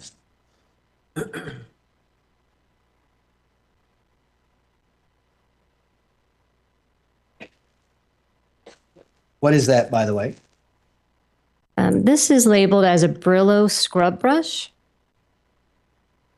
And what did you do with that Brillo scrub brush? I examined it visually for the possible presence of blood. I did note some staining on the brush, and I was then able to do get the positive presumptive test for blood, and then do some collections of the staining that could go for DNA analysis. I'm assuming you forwarded that on to DNA analysis? I did, yes. Where did you see, where did it test positive for blood on that particular item? Do you have that in your notes? I do. This particular item tested positive on this kind of, oh, you actually can see it. It's kind of a flat type scrub brush with a handle. It tested positive on the flat surface on that back side of the brush. And did you see any indication that this item may have been washed? May have been washed. Let me check my notes.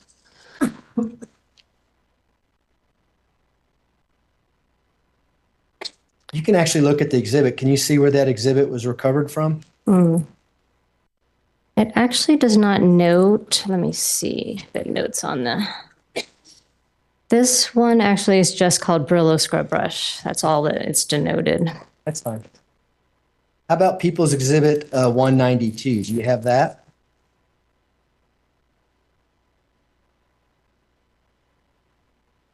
I do, yes. What is People's Exhibit 192? This one is called a blue and white scrub brush. Okay. Go ahead and tell us what you did with that. So also visually examined and did note staining on this scrub brush, which was positive for the presumptive presence of blood.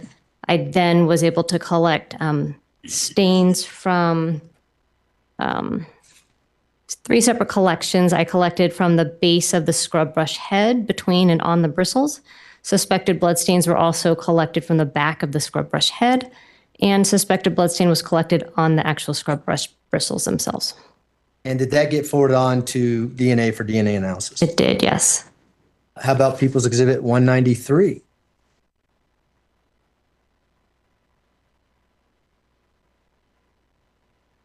People's Exhibit 193 is labeled as scrub brush with possible hair and carpet fiber. What did you do with that particular exhibit? Same process. I did a visual exam, did note some suspected blood staining, and which reacted to the chemical presumptive test for blood. I then collected possible blood stains on the back of the flat scrub brush. Went on to DNA for DNA analysis? Yes, it did. Okay. Next item is People's Exhibit 417. Do you have that up there? I do. What is People's Exhibit 417? This is described as 3 sets of possible blood swabs, tested presumptive positive blue star, collected from basement living room carpet, pillow on north couch, and area rug. And did you forward those 3 swabs on for DNA analysis? Yes, these were 3 separate swabs from some blue star areas. These also were sampled, placed in the test tubes, forwarded on for DNA analysis.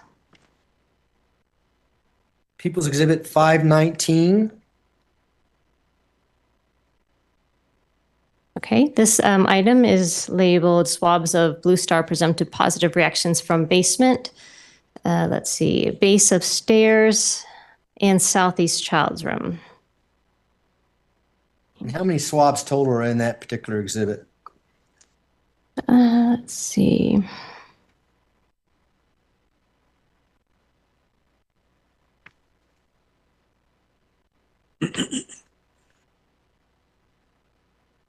This particular exhibit has, let's see, 6 different collections in it. And I'm assuming those are packaged in 6 different tubes? So of these, let's see, are they packaged in separate tubes when I do my packaging or how I receive them? When you receive them. So when I receive them, they typically are in, let me just check my notes. They actually were in 6 separate tape sealed manila envelopes. And each of the envelopes then had a description of where it had been collected from. And since these are blue star swabs, did you just prepare these for DNA analysis? Yeah, my preparation is just to sample or cut a portion of a swab to forward it on to DNA analysis. We can go to your June 17th report now and have you look at People's Exhibit 361. Okay. Well, I've got that here. If I can approach you. You may go ahead.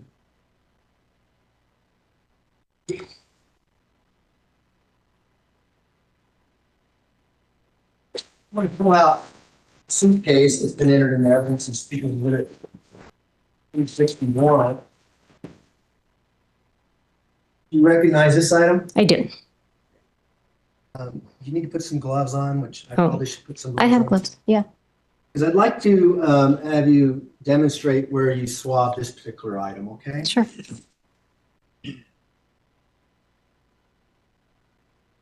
Eric, can the witness come out here and I'll hold this That's fine. while she does that?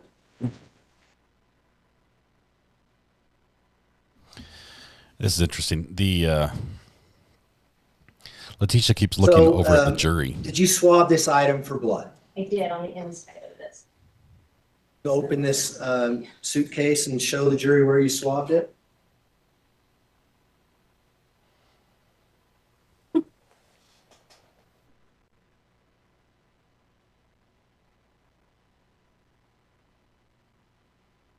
I noted staining in this area, this reddish brown staining, which did react to the presumptive test for blood, and this was the area that was swabbed. You'll see staining there? I can't. Is that your circle that's on this suitcase? Yeah, I circled the stain area. That's just for when I take photographs. I've also noted LMG positive. LMG is just shorthand for leukomalachite green. That's, I'm sorry, leuco, L-E-U-C-A. That's too fast. It's the chemical presumptive test that I'm using in the lab. This LMG positive means it has reacted, and then I take photographs of this stain from various angles and with a scale. And I always like to have that notation in my photographs. Are there other areas within this suitcase that you noted and swabbed? There are other areas that I noted. I had seen other potential stains. Like, for example, there's one on the lining. Actually, there's two that I have noted staining, but I've circled and said LMG negative, meaning I did do the chemical presumptive test, but it did not react. So I don't swab stains that don't react to the presumptive test.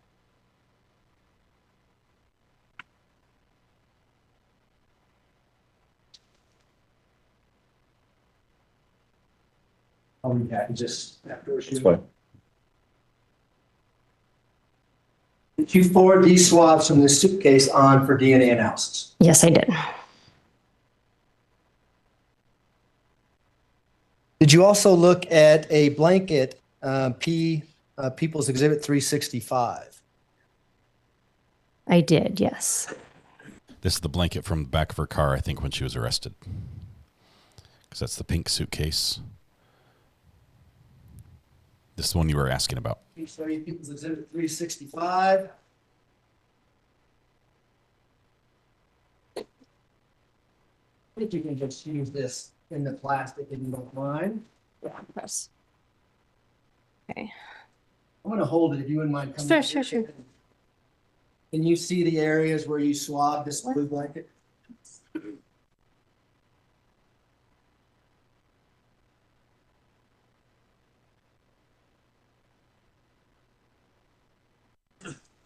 On the other side? Look on the dark blue side, it's on the light side and the dark side. Okay. Yes. So right here. Yeah, that I can see it on this.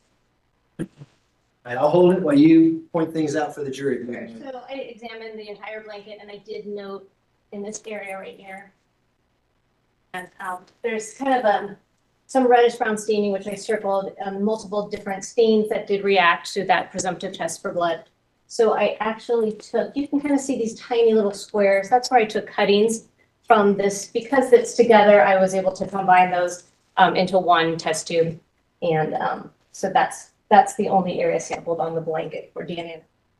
Did that test positive for blood? It did. Do you know whether or not this blanket was inside this suitcase when it was recovered? Yes, I did put that in my report. Blue blanket recovered from within suitcase. And those swabs, again, were forwarded on for DNA analysis. Yeah, those were cuttings put into a test tube that was forwarded for DNA analysis. Now, we don't have an exhibit that's titled Gannon's fingernails, but did you have an opportunity to examine the fingernails from autopsy from Gannon Stauch? I did, yes. What did you do with those particular fingernails? just going to refer to my report and notes. Okay.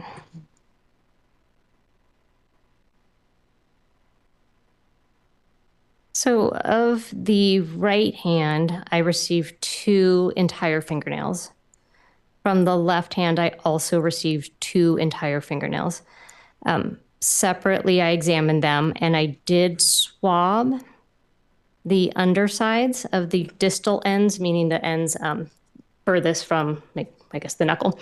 I did swab separately the right undersides and the left undersides of those fingernails.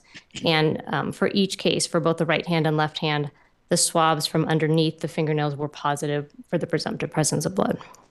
And did you forward those on to DNA for DNA analysis? Yes, I did. And why did you do that? Why did I forward, or why did I swab? Why were the fingernails that we knew came from Gannon forwarded on for DNA analysis? Do you know? To look for the presence of possible foreign DNA, which may be on the fingernails.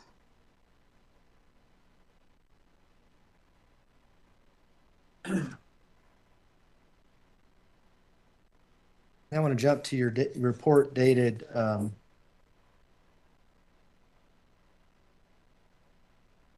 March 17th. And do you have People's Exhibit 194 up there?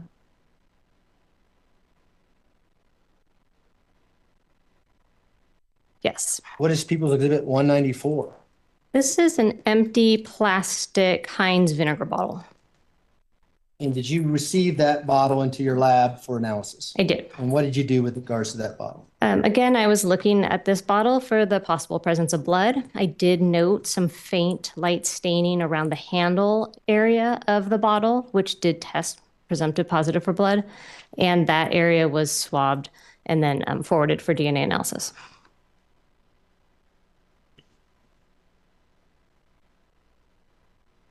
You have People's Exhibit 435 up there?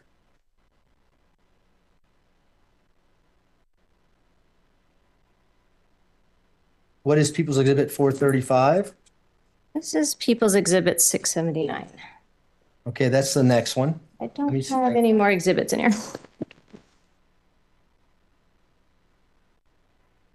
Well, let me just do it this way. Do you recall examining an Amazon box that had potential blood on it? I do. And was this Amazon box recovered from the storage room at 6627 Mandan Drive? Yes.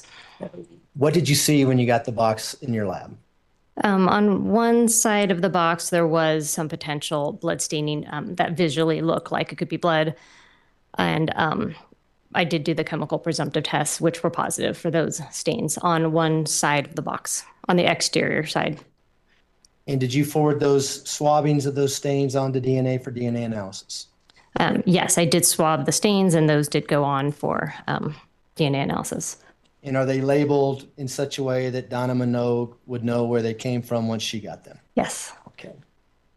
With regards to People's Exhibit 679, which I think you said you had up there. Okay. What is that, and what did you do with it? This is labeled as a white bed sheet with blue shark print and hair and fabric received from laundry basket in closet of southeast basement bedroom. This particular sheet, I did look, do my visual exam. I did note one stain that did react to the presumptive tests for blood, and I took a cutting of that suspected blood stain on the bed sheet.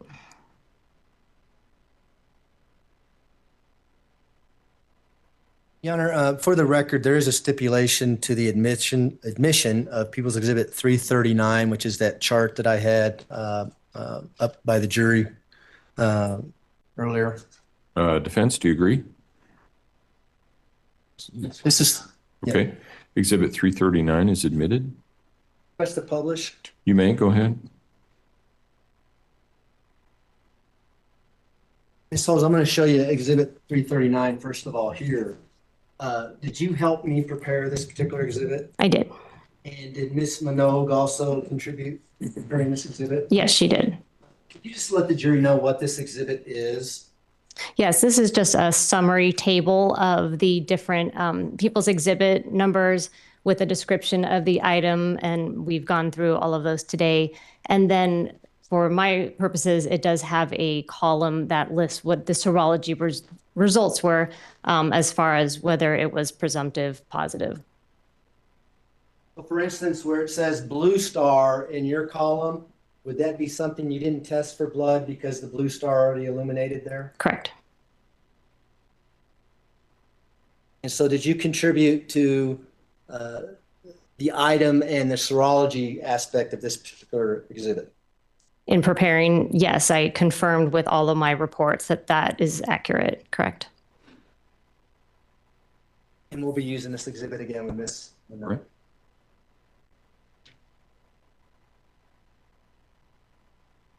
I don't have any further questions, Your Honor. Thanks. Cross-examination, Mr. Cook. I don't have anything. Thank you. Do any of the jurors have any questions for Ms. I don't Bowles? have anything. All right. Thank you, ma'am. You may step down. Thank you. Prosecution, call your next witness, please. We'd call Donna Minogue. Donna Minogue. This Can may I be the just final witness clean for up the the day. area up here a little bit? Yeah, I didn't know how much of that you were still going to hear. Or... Did you want help? Or? No. Okay, thank you. Thanks. The testimony you did hear was about Gannon's fingernails that were retrieved from the autopsy, and then those were swabbed. We believe all this was foundation for the next witness, who should be the one who's giving us the DNA results. Ms. Minogue, if you would step forward and raise your right hand, please, ma'am. Do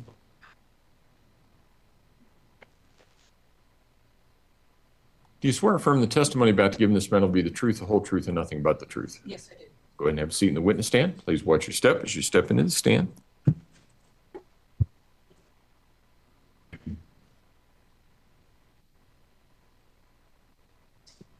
Good afternoon. Good afternoon. How are you doing? All right. Could you please state your name, spell your last for the record, and introduce yourself to the jury? My name's Donna Minogue, and my last name is spelled M-A-N-O-G-U-E. I'm currently a DNA analyst and serologist with the Colorado Springs Police Department Metro Crime Lab. How long you been a DNA analyst? Analyst. Is that how you say that? Analysis, yes. Analyst, actually. Analyst. Got that all wrong. That was fast. Yeah. Fast. I've been a DNA analyst since about 1999. Prior to working here at the CSPD Crime Lab, I retired from the Albuquerque Police Department Crime Lab doing the same type of job. And how long have you been in that particular field prior to that? I've been in the field of forensics for a little over 35 years, but in terms of serology and DNA, I would say since 1986. What kind of training and experience do you have in that field of forensic DNA analysis? The training experience that I have, again, is about 24 years, about close to 30 years in serology and DNA analysis, both with the Metro Crime Lab here and with the Albuquerque Police Department. Prior to this, I have experience training. I have on-the-job training by a qualified analyst in both locations because each location requires you to train in their particular procedures. It took about 2 years to train at Albuquerque Police Department because that's where I started. And it was probably about 4 to 6 months to train and come up to speed on their procedures here. And do you have continuous training going on now every year? I do. We are required by our accreditation board and our quality assurance standards to have at least 8 hours of training in developments in DNA, and I generally accrue about 40 to 60 hours a year. And tell the jury a little bit about your educational background. I have a bachelor's degree in biomedical sciences I earned in 1981, and then I have a master's degree in the same field I earned in 1983. I also have continuing education beyond that, academic education, in terms of extra additional classwork that I took to help bolster my job qualifications in my prior years of employment and in my employment here. And have you testified as an expert in the field of forensic DNA analysis in the past? Yes, I have. Approximately how many times? I'm going to say approximately 30 times here in El Paso County. I've testified probably over 100 in Bernalillo County. That's New Mexico, the county I worked in. And I've testified once, actually just once in federal court in California. At this time, we ask that the court allow Ms. Minogue to be qualified as an expert in the field of forensic DNA analysis and render opinions in that field. Defense? No objection, Your Honor. The witness will be so qualified. Go ahead. The jury's heard a little bit about forensic DNA analysis, but it was from an expert from Florida. Okay. So can we give them the Colorado version of what forensic DNA analysis is? Should be pretty similar. When you do forensic DNA analysis, you're looking for a transfer of body fluids from either an item to a scene to an item, person to person. So we're looking for a transfer of DNA that is contained in the cells in the body. You say cells from our body. What kind of fluids do we get our DNA from? You can obtain DNA profiles from almost any body fluid. Saliva and blood and semen are the most common, but you can also obtain DNA profiles from things like sweat and urine. Blood? Yes, did I not say blood? I don't know. Blood, semen, and saliva. I thought that was my first. It's been a long day for me. I apologize. Yeah, well, my fault. No question about that. I want to talk about this case, the people of the state of Colorado versus Letecia Stauch involved in this investigation. I was, yes, in terms of doing the DNA laboratory work. I want to talk about known profiles first. What's a known profile? A known profile is when you obtain a sample. It can be either a blood sample or it can be a saliva sample from an individual. So you're collecting it directly from them. So you know what their DNA profile is when you analyze it and obtain the profile. Can you just let the jury know what a DNA profile is? A DNA profile is a graphic representation of your genetic information at the locations that we examine in our laboratory. And so how do we obtain these known profiles in a forensic setting in a criminal case, in a criminal investigation? They're obtained, essentially an investigator will provide known samples and they will be submitted to evidence. And then if it's on a request that I receive, I will analyze that. Have you received things such as buccal swabs? Yes, I have. And is that a common way to develop a known profile for an individual who's alive, for instance? That is a very common type of sample, yes. And did you receive buccal swabs in this case? I did, yes. We're going to talk about those later on, but I really want to talk about, at least start out talking about how you were able to develop a profile for Gannon Stauch, especially before his body was discovered. Could you tell the jury about that? Yes, because we had no body to source a profile from. I was provided with items that were common, thought to have been used by him. And one of the items that we obtained a profile from was from his toothbrush. And that was a male profile was developed from that. And did you do anything to corroborate whether or not that profile actually belonged to Gannon Stauch? Yes, we did. We did obtained standards from the biological mother and the biological father.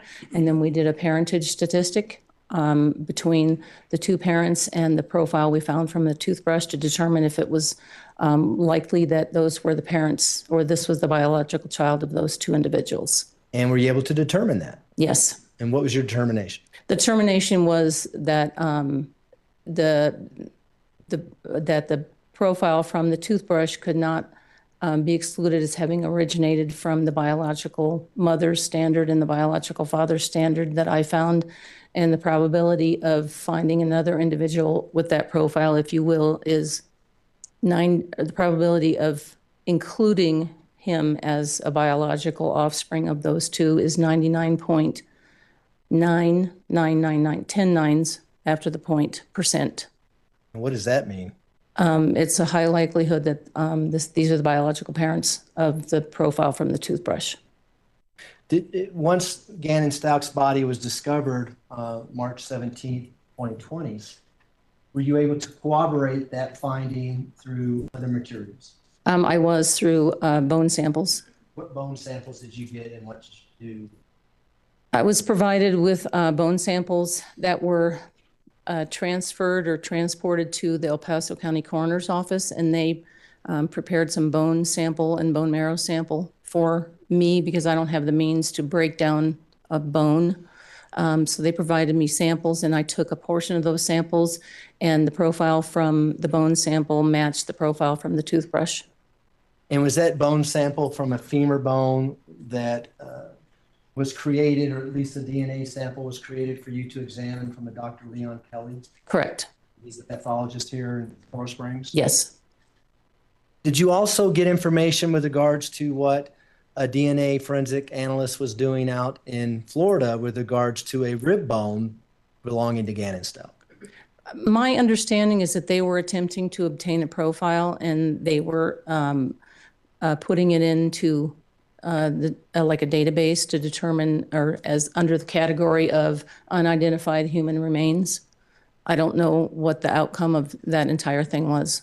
Did they reach out to you to confirm whether or not they had a match with regards to this rib bone that they did DNA analysis on in Florida? We did, yes. And was there a match with regards to what profile they obtained in Florida? Yes, with the toothbrush sample. Okay. And so the last item I want to talk to you about was Gannon Stauch's fingernails. Were you able to do DNA analysis on his fingernails as well? I did perform DNA on the fingernails in an attempt to get a DNA type that would verify that a known DNA sample from him. I was not able to obtain full profiles on those samples. Were you able to obtain enough to know whether or not there was a connection between his fingernails and the toothbrush, for instance? Yes, I was. And tell the jury about that. What did you find? Well, I found a low-level DNA profile, but there was enough information to calculate a statistic on to match them to each other. Based on everything you just talked about, is the profile that you obtained from the toothbrush in the beginning the DNA profile for Gannon Stauch? Yes. And is that the profile you used in your analysis of particular unknown items, particularly from 6627, Mandan Drive, and other areas with regards to the profile from Gannon Stauch? That is the profile that I used until I obtained the bone sample profile, which was more the toothbrush sample is what we consider a secondary standard, not knowing who the individual is, and the bone sample just verified that. But yes, I did use the toothbrush sample for comparison. Okay. Did you also obtain some buccal swabs from the defendant, Letecia Stauch here, and obtain a DNA profile from those buccal swabs? Yes, I did. And did you also use that in your analysis when you're comparing knowns to unknowns? Correct.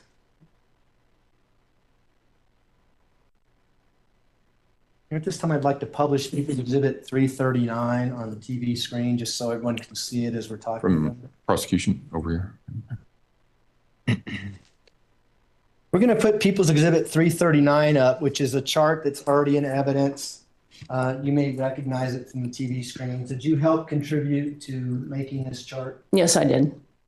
And is this a good summary of the items that you tested and the results that you have on those particular items? It is, yes. I know we're giving away the answer early on this exhibit, but I think it's helpful for the jury to kind of follow us as we talk about particular things. The first item up there is Exhibit 386, which are swabs from the garage, placards A, B, and C. Do you recall that? Yes. When you get those items, what did you do and how did you do your DNA analysis on those particular items? Well, the swabs were already prepared for me during the serology examination. So what I end up with for the DNA examination is essentially an envelope of tubes with a corresponding number to them, and then I match them back up when I write the report. So I just simply did DNA analysis on these swabs. What did you find with regards to the swab from placard A? The swab from placard A, the major profile matched Gannon Stauch with an estimated frequency of 1 in 3.4 octillion. And when you say major profile, why do you describe it as a major profile? Because in that particular sample, I had a mixture of more than one individual, and I was able to parse out a major contributor to that according to our standardized operating procedures. I was able to pull out a major profile, and that major profile matched Gannon Stauch. And do you have any standards on how you determine whether or not a mixture you can determine a major profile? How many contributors need to be in there for you to do that analysis? In order to pull out a major profile, I have to follow our standard operating procedure, which is written up. It's called a mixture interpretation policy. And essentially, the major contributor has to be 2.5 to 3 times higher than the other contributors in that mixture. So by following my standard operating procedure, I was able to pull out a major profile. How many contributors were in this mixture with regards to lack of? I would have to check my report for that. Sure, that would refresh your recollection. Yes.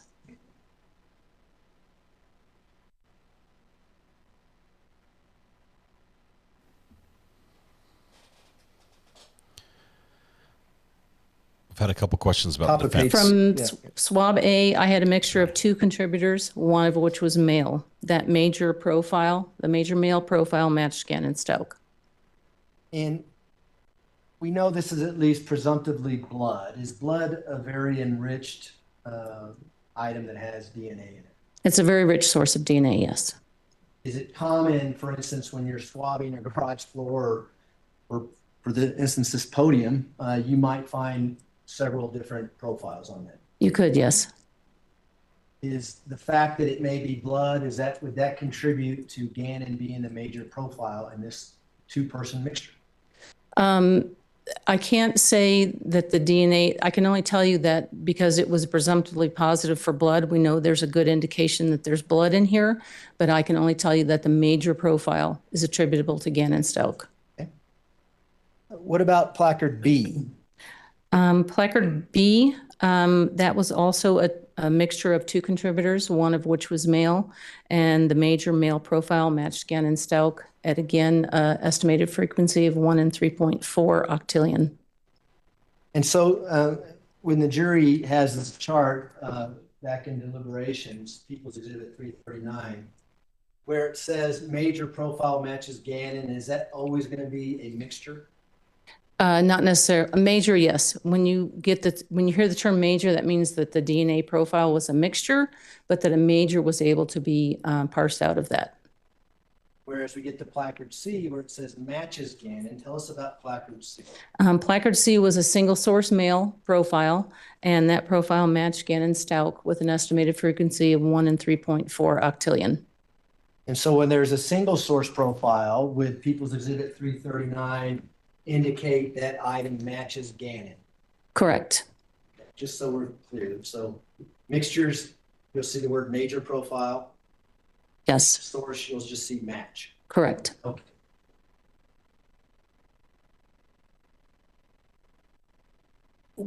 You've thrown out the probability. You said 1 in 3.4 octillion. Is that what you said? Correct. What does that mean? What does that mean to this jury? An octillion is a 3, for instance, we just rounded off to 3 octillion. That's a 3 followed by 27 zeros. And why do we do that? It's to give you an indication of the uniqueness of the profile, how often each of the alleles occur in the general population. And so is it also to confirm that that is in fact Gannon's blood in placard C on the garage floor? We don't provide source attribution. We don't say this profile originates from. We provide you with the fact that it's a match and the statistic that gives you an indication of the uniqueness of the profile. I hate when lawyers ask you that, don't you? Yes. I won't ask you that. Okay. Let's go to People's Exhibit 503, which is labeled Carpet 1 from Gannon's room. What did you do with that and what did you find? Again, this was in a tube already prepared for me, and it was extracted or examined. It was analyzed for the DNA profile. And that's 506, you said, or 503? It's People's Exhibit 503, so it would be in your report. Cutting from the top of the carpet? Yep, right. Yes, that cutting from the top of the carpet was a single source male profile that matched Gannon Stauch with an estimated frequency of 1 in 3.4 octillion. And did you also do a DNA analysis on the padding, or at least a cutting from the padding with regards to that same carpet? The cutting from the padding was the same result, a single source male profile that matched Gannon Stauch with an estimated frequency of 1 in 3.4 octillion. We can go now to People's Exhibit 503, which is labeled there on 339 as face of outlet cover for Gannon's room. Did you recall getting a cutting or a DNA kit with regards to that item? This was a swab, and that's 512? People's Exhibit 512, yes. Yes, I thought you said 503. These were swabs of a stain from the face of the outlet cover and the inside edge of the plug window. And I analyzed one of the samples that was prepared in a tube for me. And that was a mixture of two contributors, at least one of which is male. The major male profile matched Gannon Stauch with an estimated frequency of 1 in 3.4 octillion. So this is another two-person mixture. How do you know at least one is male? What do you do to determine? There are 3 areas on the DNA, on our DNA graphic printout that tells us if there's a male present. One is actually a location on the Y chromosome. The other is the sex chromosomes, the X and Y. If I see a Y, I know there's a male. And there's also another area on the Y chromosome that's present if a male is present. And the next item on 339 is People's Exhibit 516, which is a swab of the electrical socket in Gannon's room. What did you find with regards to that? That was a single source male profile that matched Gannon Stauch with an estimated frequency of 1 in 3.4 octillion. And then People's Exhibit 504 is carpet 2 from Gannon's room. What did you find with regards to that? That was a single source male profile that matched Gannon Stauch with an estimated frequency of 1 in 3.4 octillion. Is that as high as you can go as far as the frequency? No. You can go higher than that. Huh? Yes.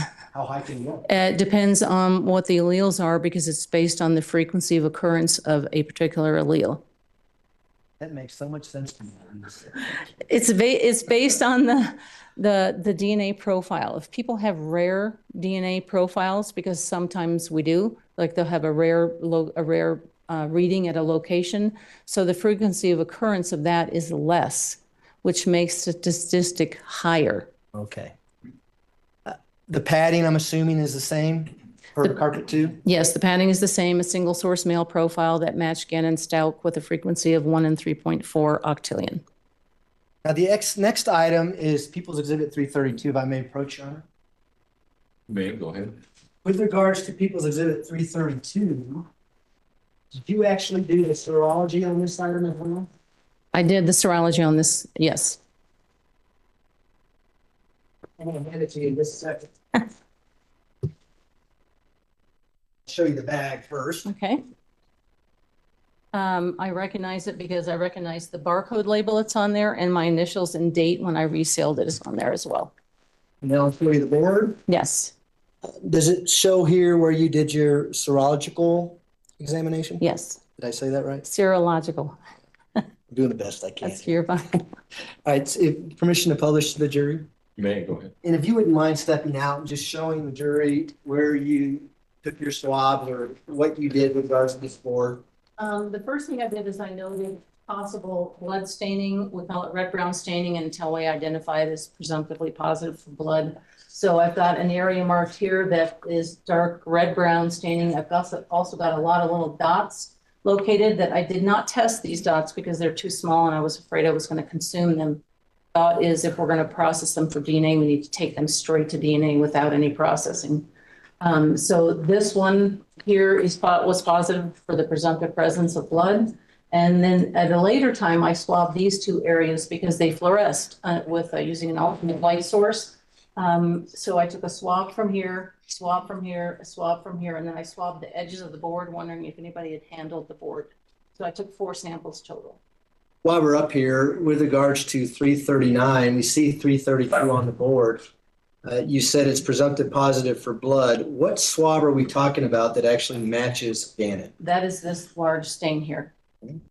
Did you find anything with regards to your other swabs? I did. I have a feeling I have to go review my report.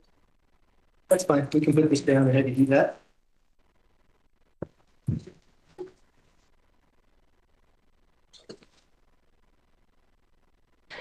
From the swabs from the edges of the board, that I was looking for if somebody had handled it. It was a mixture of, it's a partial profile, which means I don't have all the information on the DNA profile. And it's a mixture of at least 2 contributors, at least one of which was male. And the profile was not suitable for comparison because it was too low level. And why is it that you did the serology on this particular board and the DNA analysis? It was the weekend and I was the only one available. Was there some urgency with this particular exhibit? Yes. Okay. And you did it quickly and to get it back to the sheriff's office? Yes. All right. The next item we see on 339 is People's Exhibit 378, Nike shoes from Washer. Do you see that? Yes. Now, you didn't actually get the shoes, but did you get swabs that were related to that shoe? I did. I got swabs that Sherry Holes, the serologist, collected. She did the presumptive testing and collected, and I did the DNA analysis. Let's talk about the swabs of the outsole of the right Nike shoe. What did you find there? The swabs from the outsole of the right Nike shoe matched, it was a single source male profile that matched Gannon Stauch with an estimated frequency of 1 in 3.4 octillion. What happens to DNA when you place items in a washing machine and wash them? It depends on the nature of the stain. It depends on a lot of things. It also depends on how heavy the deposit is. Some of the DNA can be washed off. Sometimes all of the DNA can be washed off. It just depends on what happens, right? And with these particular shoes, did you see anything that may have diluted the DNA profile, or can you even? I didn't see the shoes, so I don't know. Did you give a statistical analysis with regards to the swabs of the outsole of the right Nike shoe? Yes, that was an estimated frequency of 1 in 3.4 octillion. Let's go to swabs of the bottom sole of right Nike shoe. What did you see there? That was a single source male profile that matched Gannon Stauch with an estimated frequency of 1 in 3.4 octillion. The next item says swabs of inside sole of Nike shoe. What did you find with regards to that particular swab? That was a mixture again, and I was able to parse out a major profile, and the major profile matched Letecia Stauch with an estimated, or at least it matched at the interpretable loci with an estimated frequency of 1 in 28 billion. And do you understand why Sherry Holes would swab the inside of the sole of the Nike shoes? Yes. What was that for? For potential wearer. And do you know how many contributors there were to this particular mixture? I can check.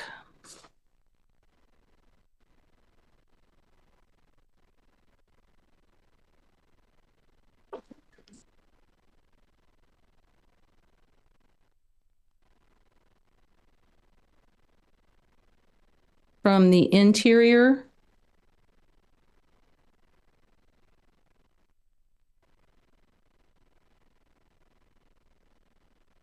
is this the left shoe? Yeah, the left shoe. It was a mixture of 2 contributors, one of which was male. We can scroll down now, please, on 339. One more, please, up. So now we're on the swabs of the inside sole of the right Nike shoe. What did you find there? The swabs from the inside sole of the right Nike shoe is mixture of 2 contributors, one of which was male. The major profile matched Letecia Stauch at the interpretable loci with an estimated frequency of 1 in 730 septillion. Do you know what kind of body fluids or what kind of cells we're looking at with regards to these 2 swabs of the inside of the Nike shoe? You're looking mostly for skin cells that have kind of rubbed off or fallen off over the course of time. Would sweat be a good contributor to that? Well, sweat can contain skin cells in it, but sweat is actually a liquid. And if there are cells in the liquid, then you're obtaining a DNA profile from the actual cells, not from the liquid. Okay. The next item we see on People's Exhibit 339 is People's Exhibit 459, which is swabs from base of box and garage south of boards. What did you find with regards to that?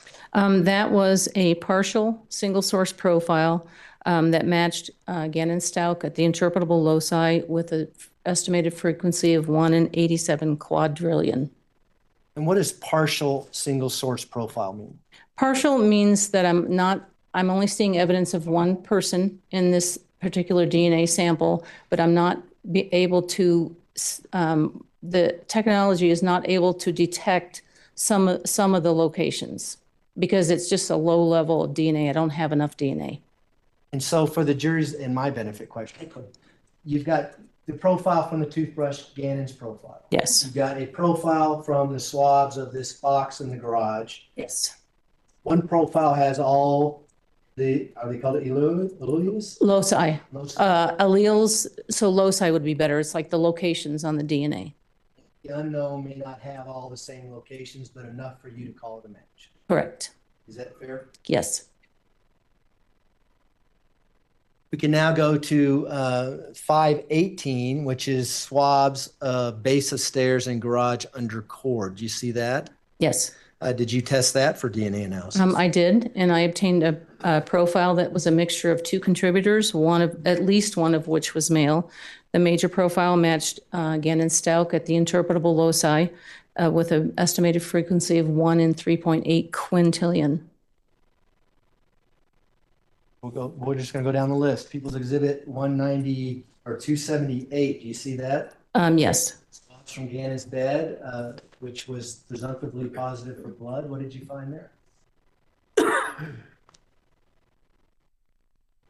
The swab from Gannon's bed was a partial profile, a single source male that matched Gannon Stauch with an estimated frequency of 1 in 450 sextillion. Exhibit 192, a blue and white scrub brush head bristles. The blue and white scrub brush was a mixture of at least 2 contributors, at least one of which was male. The major profile matched Gannon Stauch at the interpretable loci with a statistic or an estimated frequency of 1 in 120 septillion. People's Exhibit 193, quickie scrub brush backside. That was a mixture of 2 contributors, at least one of which was male. The major profile matched Gannon Stauch at the interpretable loci with an estimated frequency of 1 in 2.3 trillion. Then we have 191, a red and white Brillo scrub brush top flat surface. What did you find with regards to that? That I obtained only a partial DNA profile that was not suitable for comparison, but there was one male. It's a profile of at least one male. Was that a mixture or was it a single source? My conclusion was at least one male, so we're thinking it could possibly be 2, but thinking it's 1. And could that be impacted with regards to that particular item if it had been washed in a dishwasher? Would that impact the DNA that may be on it? Yes. Is that obvious why that might happen? Well, a dishwasher obviously washes dishes like a washing machine, but contained in the soap and that whatever additives you put in the dishwasher, there's bleach in that soap, and that can break down the DNA. The next item we see on 393 is People's Exhibit 361, Peak suitcase from South Carolina, mesh lining inside. What did you find there? That was a single source male profile that matched Gannon Stauch with an estimated frequency of 1 in 3.4 octillion. How about 365, the blanket from the suitcase that was found inside? That was a single source male profile that matched Gannon Stauch with an estimated frequency of 1 in 3.4 octillion.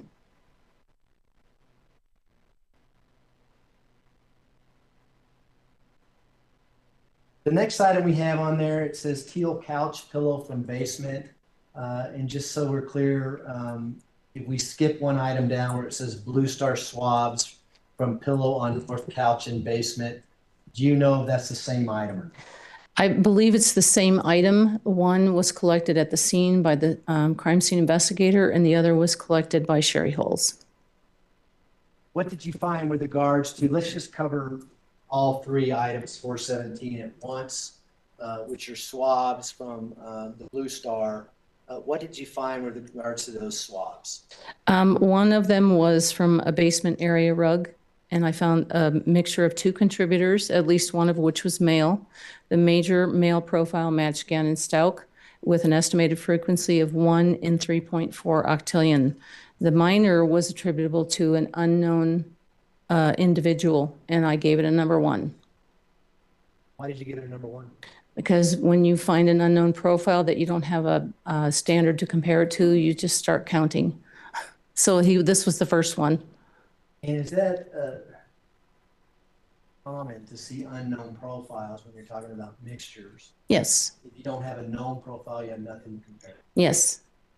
For instance, in this particular case, did you ever get a known profile from Lena Stauch, the 8-year-old girl that lived with? No, I did not.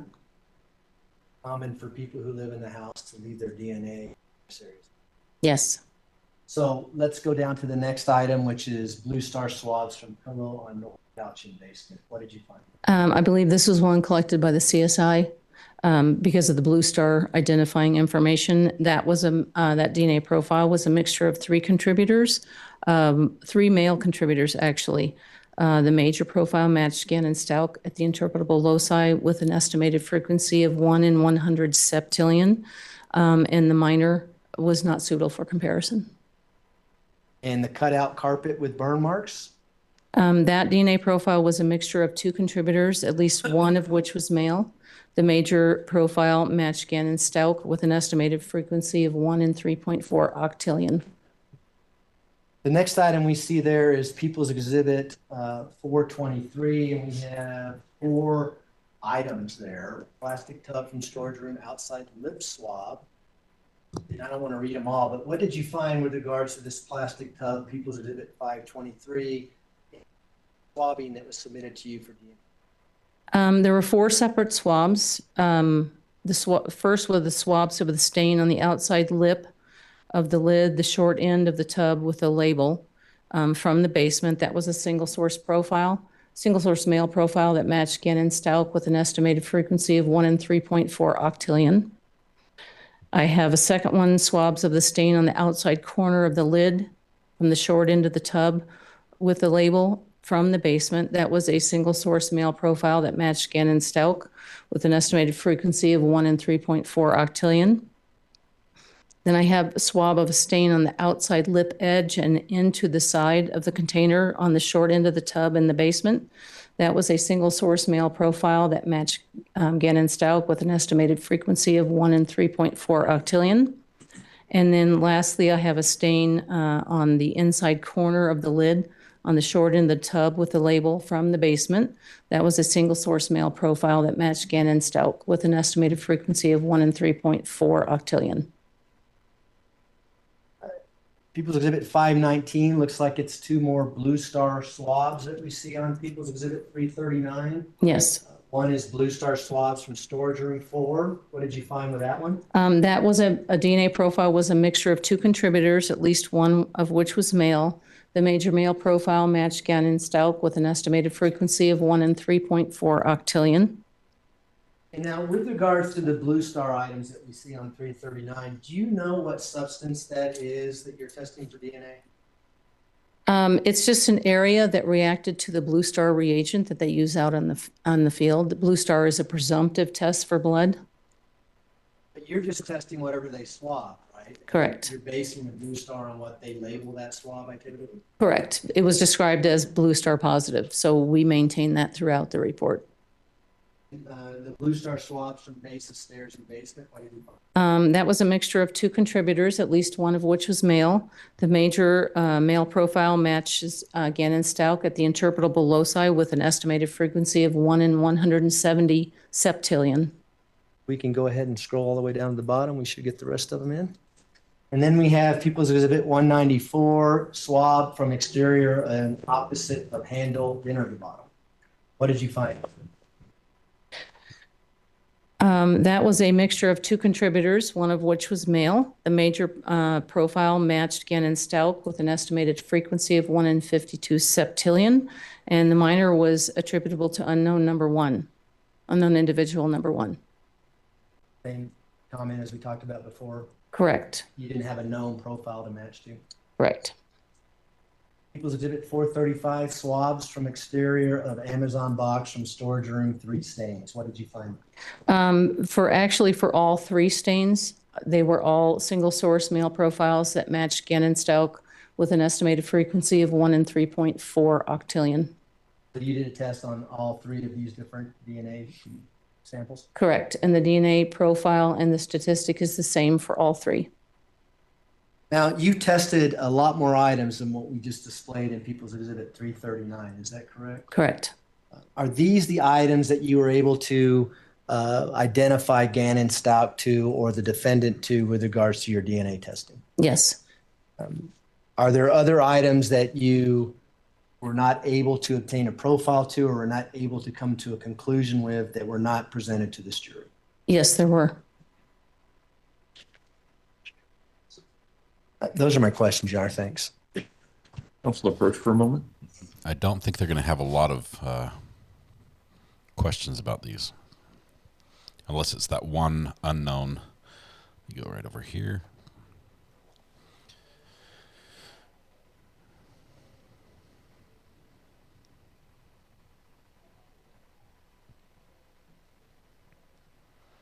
Maybe we'll get an afternoon break. These are mind-boggling numbers. No, I did not take a nap, but I sure came close during that.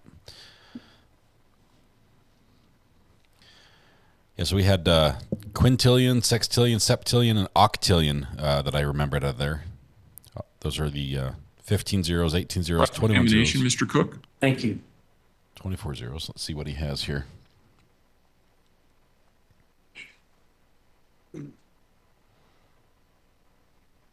Could you leave that up just for whoever the controller is over there?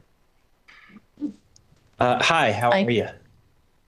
My name is Will Cook. I represent Ms. Stauch in this case. I've just got some follow-up questions for you, ma'am. Not a lot. If you could look at 194 on the chart, and for the DNA part, it says major profile matches Gannon. Do you see that? Or, yes, or you can turn around. Yes. So Mr. Young discussed this with you. So there's more than one DNA sample floating around in this sample. There's evidence of 2 individuals in this mixture. Okay. You fully developed the other sample or the other DNA contributor or the other profile, I guess the minor profile? When a sample is in a test tube and I develop a profile and I obtain the graph, this is what I get. There's no more developing portions of a profile. I develop a profile, and this one happened to be a mixture, and I have an unknown individual identified as the minor contributor. Okay. So you're not looking at this number 194 and going, well, the major profile matches Gannon and the minor one is Letecia Stauch or father or mother or anything like that. They are compared to all of the standards that I have in the case, and I was not able to say that it matched any of the standards that I had in the case, which is why the minor was identified as unknown individual number 1. Okay. So the matches on this whole chart we just went over, the couple matches with Letecia Stauch involve the Nike running shoe. Yes. Correct? Okay. Now, some of these tests or the samples were collected very on in the investigation, the winter, spring of 2020, correct? Yes. Okay. And some of them, like the last one up here, Exhibit 435, the Amazon box, there was no request made for the DNA testing on that until maybe 2 years after this homicide, correct? I don't know when the request, I do actually have the request here. I can tell you when the request was put in on March 28th, 2022. Okay. I have a request date for January 27th, 2022, with a report date of March 17th of 2022. Oh, my error. I'm sorry. Okay. You're correct. It's January 27th, 2022.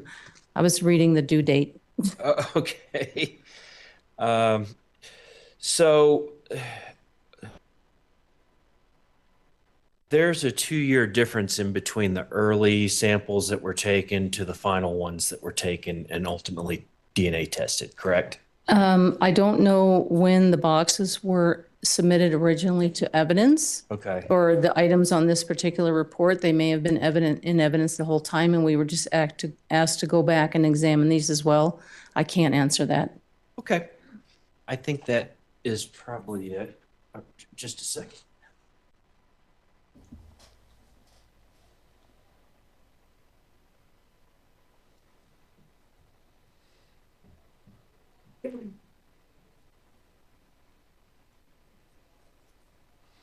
As one of your, who were the standards you were using? You had Letecia Stauch. Yes. Gannon. Yes. Gannon's father. Yes. Gannon's mother. Correct. Gannon's sister, Lena. No, I did not have that standard. You didn't have Lena? No. Okay. Did you have a Harley Hunt? No. Who, do you know who Harley Hunt was? No. You didn't know that that was Leticia's daughter that was living in the house? No. Okay. That's all I have. Thank you. Redirect. No, thank you. Do any of the jurors have any questions for Ms. Minogue? Does it look like it? All right. Ladies and gentlemen, break time. Ms. Minogue, you can go ahead and step down. I'm Thank sorry, you. ma'am. That's all right.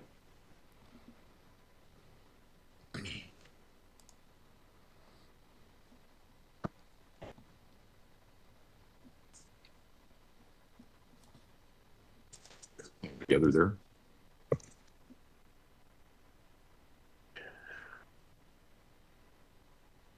All right, ladies and gentlemen, we are again in the same position that we were earlier today, and that is that we do not have any other witnesses to fill the day. We anticipate, however, that the witnesses will be here tomorrow. Therefore, they are traveling. So if I can have everyone back in the morning at the same place, same time, we should be able to start on time at 9 o'clock. Again, don't discuss the case among yourselves. Don't discuss the case with anyone else. Don't do your own independent research about any aspect of this case. Don't go looking up what septillion and quadrillion and all of that stuff means. I know everybody wants to get home and do that. You simply can't. So we'll see everybody tomorrow at the regular time. All rise for the jury, please.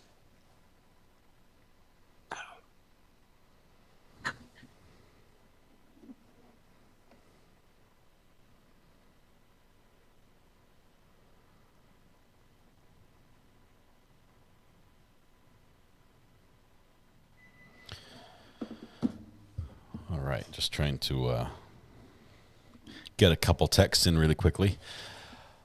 Boom, boom. Harley being thrown under the bus again. Yes, that's what appears to be happening. Saying that it could have been her Thank DNA. you. May all be seated. Record should reflect the jury has left the courtroom. Since we have this time, I want to talk a little bit about potential Wednesday morning issues. The backpack lawyer is loaded up. Are your people flying in today, tomorrow, backpack or is what? loaded, ready to go. Hey, Judge. Okay. Yep. So that part, the weather should not impact their travel here. Wednesday morning, if we have a 2-hour delay, my thought would be that we start at 10:30. That will give us time to get the jury back at 10 o'clock, and then give us time to get in place by 10:30. I spoke with Court and Transport over the lunch hour to see what impact it is on their operations, and they said it doesn't matter. They just bring everybody over at the same time. They just hold them until everybody gets here. Okay. So who are we anticipating potentially on Wednesday? On Wednesday, good question. Yeah, I think it's just Dr. Torres, Judge, but let me make sure. And is she coming up from Pueblo?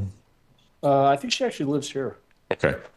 I think storm track is supposed to be more north, so I think coming up from Pueblo is not as much of an issue, but we'll deal with it if we need to, I suppose. Yeah, so we actually have 2 witnesses slated for potentially on Wednesday, depending, of course, on how everybody goes for timing-wise. Both of them are local, so we should have no trouble with that. Okay. All right. So we'll just keep an eye on the weather then and see where we are come Wednesday morning. and hope for the best. And I also don't know what the impact will be on potential jurors here either. So we'll just have to deal with that. So, okay. Anything else from the prosecution?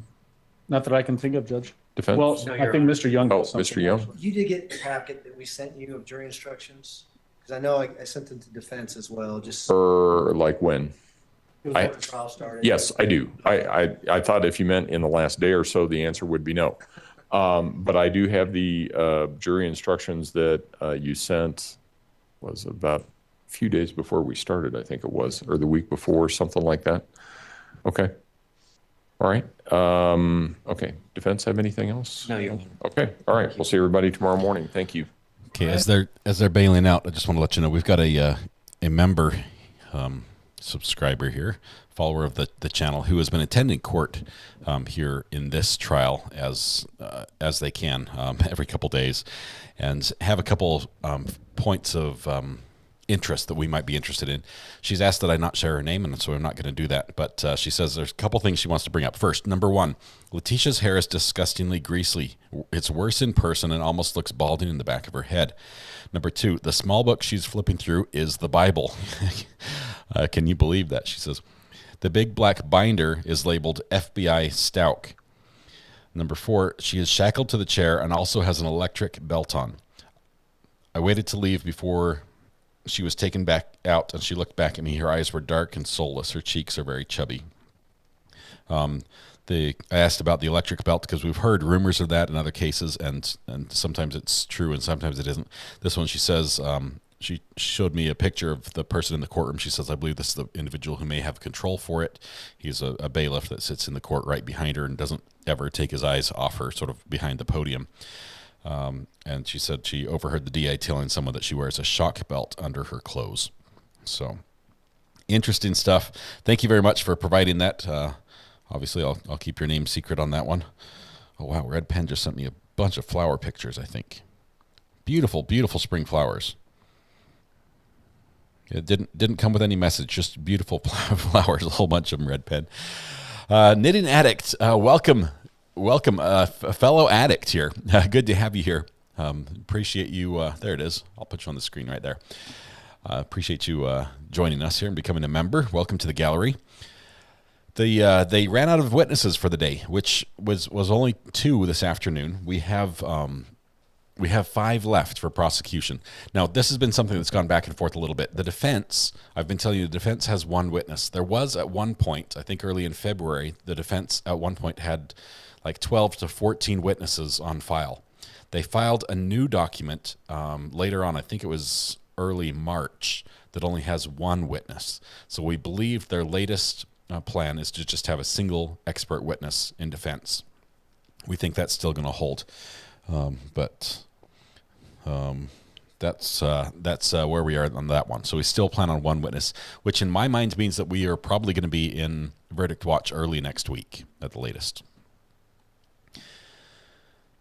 Okay.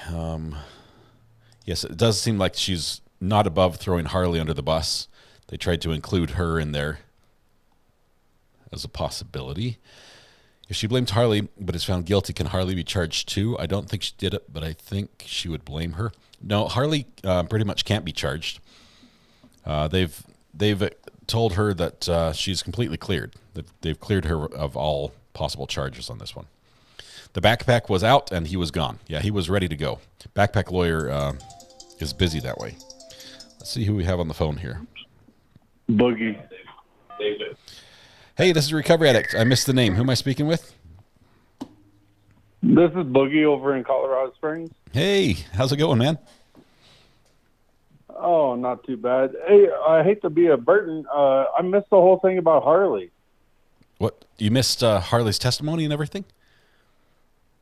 No, her throwing Harley under the bus or something. Okay. Oh, yeah. It was a little subtle. It was on the very end. It was the cross-examination by Mr. Cook when they were talking about possible witness or possible DNA profiles that they could be blood matches to.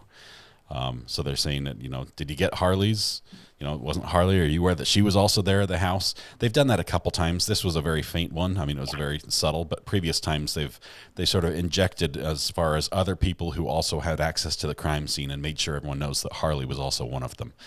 So that's what we were getting at. It wasn't really a blatant attack that way, but it was just sort of just bringing up again that, Harley was also there. So there's a possibility. Gotcha. It was confusing. I'm cleaning carpets and I missed it. I also want to say I appreciate it, man. A lot of us in Colorado Springs, we follow you guys. As it said earlier, there's people that are friends and family of G-Man. Mm-hmm. We all have our blue lights lit up outside, so I highly recommend everybody, if possible, doing the same thing.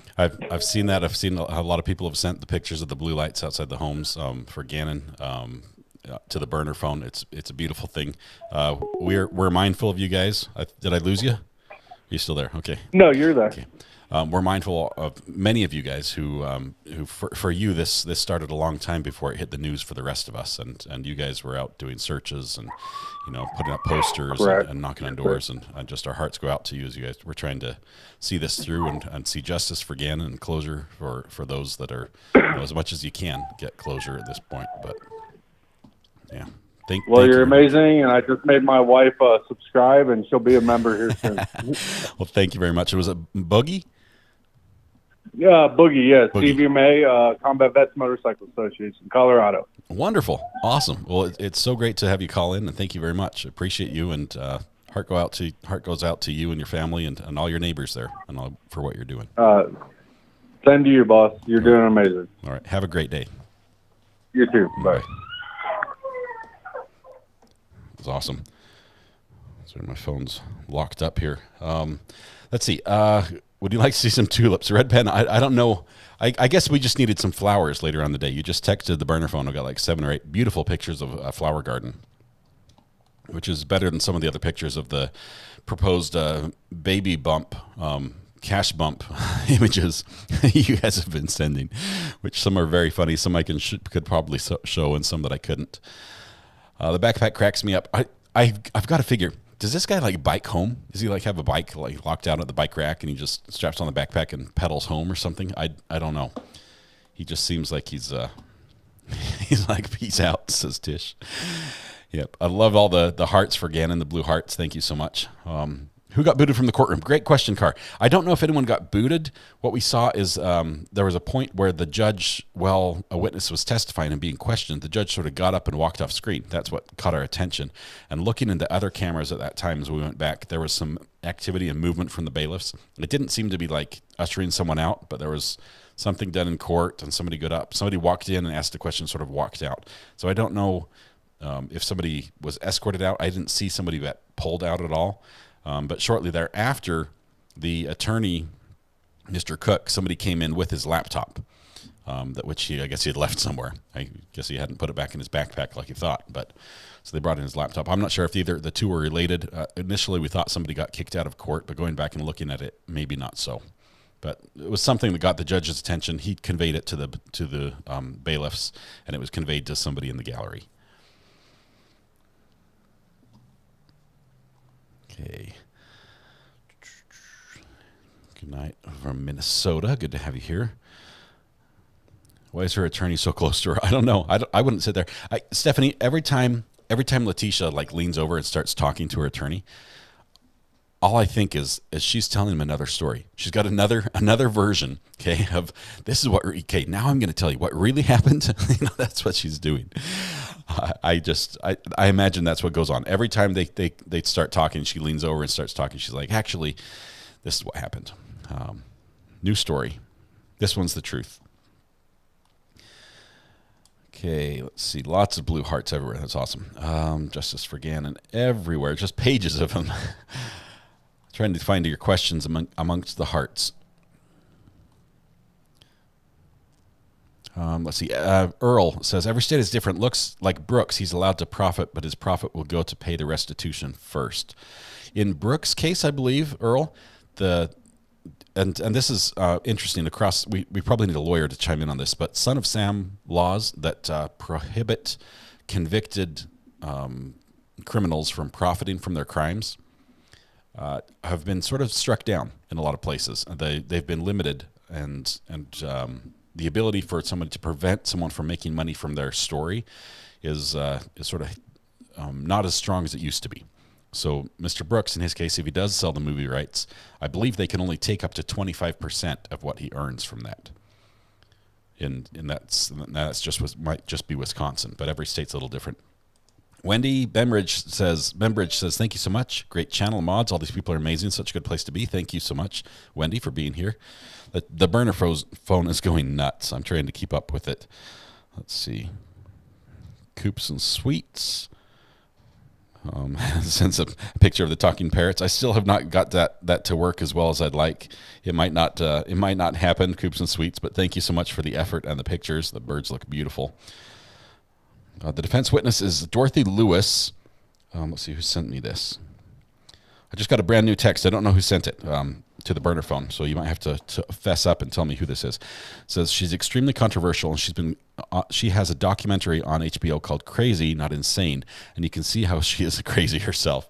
She's been laughed at for years and hasn't actually won any cases. She has worked with other killers and says they have DID, but she used hypnotherapy and coached them. It's strange they chose her. All right. Thank you, Tiffany, for that. I appreciate the text. That's who we expect from the defense side. Obviously, that's going to be exciting. Nothing on Google about anyone being booted. Jeff, I think you're right there. It was probably just a procedural something, just a clarification or passing a message around. I think we're good. After officially being convicted and sentenced, do you think she can be ordered to get rid of the Stauch name as to not be associated with the last name Stauch, just out of respect for her family? I believe that there might be some restrictions. I think we heard from someone that there might be a restriction, a law in Colorado that you can't change your name when you're facing criminal charges. But I don't know if that's what the case is. I was commuting, heard all the Gannon's results. Has Letecia DNA tested positive on anything yet? Yes, I believe she has. I believe they got both mixtures. Okay. Verdict should take about 2 minutes. It's like, how fast can you fill out the jury forms? Tower Hill says, I went to rewind. No one was booted out. Thank you, Tower Hill. We thought initially that someone was booted out. It looked like it was just some bailiffs communicating something, maybe getting a message outdoors and back. What about the sidebar? We didn't get to hear any info on that. Tommy, I don't know. I don't know if anyone in the courtroom knows that we missed that sidebar, or we missed the information that happened right after the sidebar. Hopefully we'll hear something. It didn't seem, I think there was the sidebar was about the question from the jury for the witness. And after they had reviewed the question, we didn't hear the question. So I don't know. We'll have to look and see on that. Holly LeConte just gifted 5 Recovery Addict memberships. Thank you very much, Holly, for that. Those went to Tiffany Rose, Wayne Hatchell, Mrs. FSU, Lisa Smith, and Tanya W. Thank you so much for your generous donation. And welcome new members or returning members. Verdict will be as fast as Letecia reads the Bible, says Caroline. Oh, man. Have we heard from the ME yet? Yes, we did. I believe we heard from the ME earlier on, probably 2 weeks ago. That was fairly early on, I think. Okay. As far as the questions about DID and temporary insanity and things like that, Ashley, I think we're going to try to get those questions answered when Dr. G from Dr. G Explains, a YouTube channel, comes on and joins us hopefully on Wednesday. We're going to try to line that up right now. I've got to work with him just to put the pieces together and schedule him that way. He's a clinical psychologist and a behavioral analyst. Sorry, I just making new words right there. Okay, anything else? Any other questions? I think we're good. All right, we get out early tonight, which is awesome. I appreciate all the new members, everyone who's who's signed up as a subscriber and chatted. Thank you so much for doing that. The burner phone is going nuts, so I'm going to have to try to catch up to those messages when I can. Will Landon and Elena be testifying? I don't know. They would be one of the last 5, and I just don't see the prosecution closing out their testimony with Landon or Elena. I don't think they need to, really, to get the evidence in that they need. So I don't think they will. Hitting the sack in Germany. Thanks, Recovery Addict, for covering this day. Ivy Berlin, thank you so much. Good to have you with us. Get some sleep. It's late there. Be safe. Yes, for those that were complaining about problems on YouTube, electrical problems, issues with chat, the page refreshing, things like that, the world right now, the Earth, is experiencing a solar storm. When there's a huge, coronal mass ejection from the sun. It's a big sun flare. It sends a whole bunch of electrical particles to the Earth. That's why last night, all over on the news, you were seeing pictures of the northern lights visible in areas where they normally are not visible because of that electronic barrage we're sustaining. That also affects networks. It affects electrical grids and things like that. So that we like to think that that's the cause of the problems there. Thanks for being patient through those. Hopefully this too shall pass. Welcome new members. Remember, every time Recovery Addict goes live, type !seat in chat. Also remember, we give away the internet to the first person in chat. Spooky Days says, where did the subscriber count end today? Let me look. It ended, right there, 16,128. Thank you very much for each one of you. That is just awesome. It's great to have all of you here with us.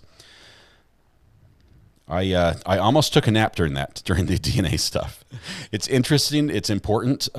Sometimes the repetitiveness of it just lulls me into a gentle breathing pattern, and slowly my eyelids get heavy. and then I start snoring. And luckily, that did not happen today. It was very close, though. Ivan's been doing a terrible job with his internet duties today, says Cindy's crazy. That's awesome. He's got a solar storm to deal with. I mean, honestly, what can one person do against a solar storm? Okay. 10% per week increase, says Danny Austin.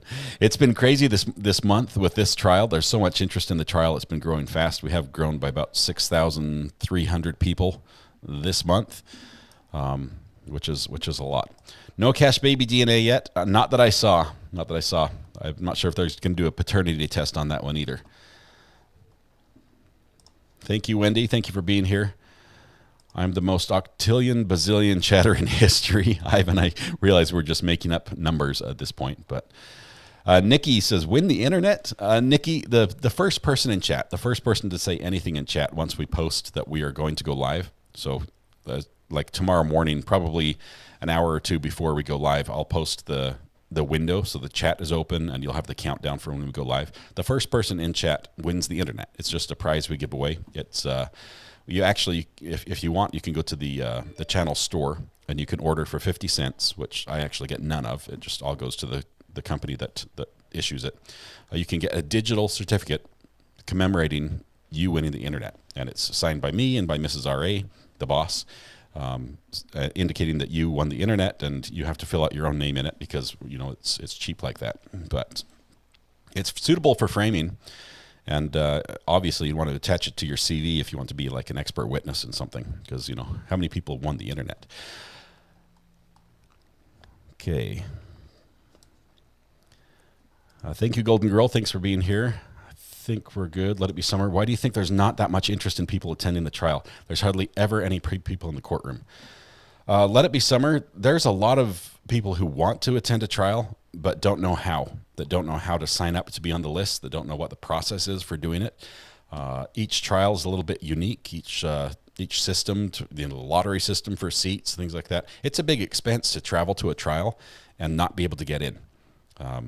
So I think as more information gets out and the courthouses that are better at providing that information about how they can, how people can participate and be there in person, we'll see higher attendance levels and interest.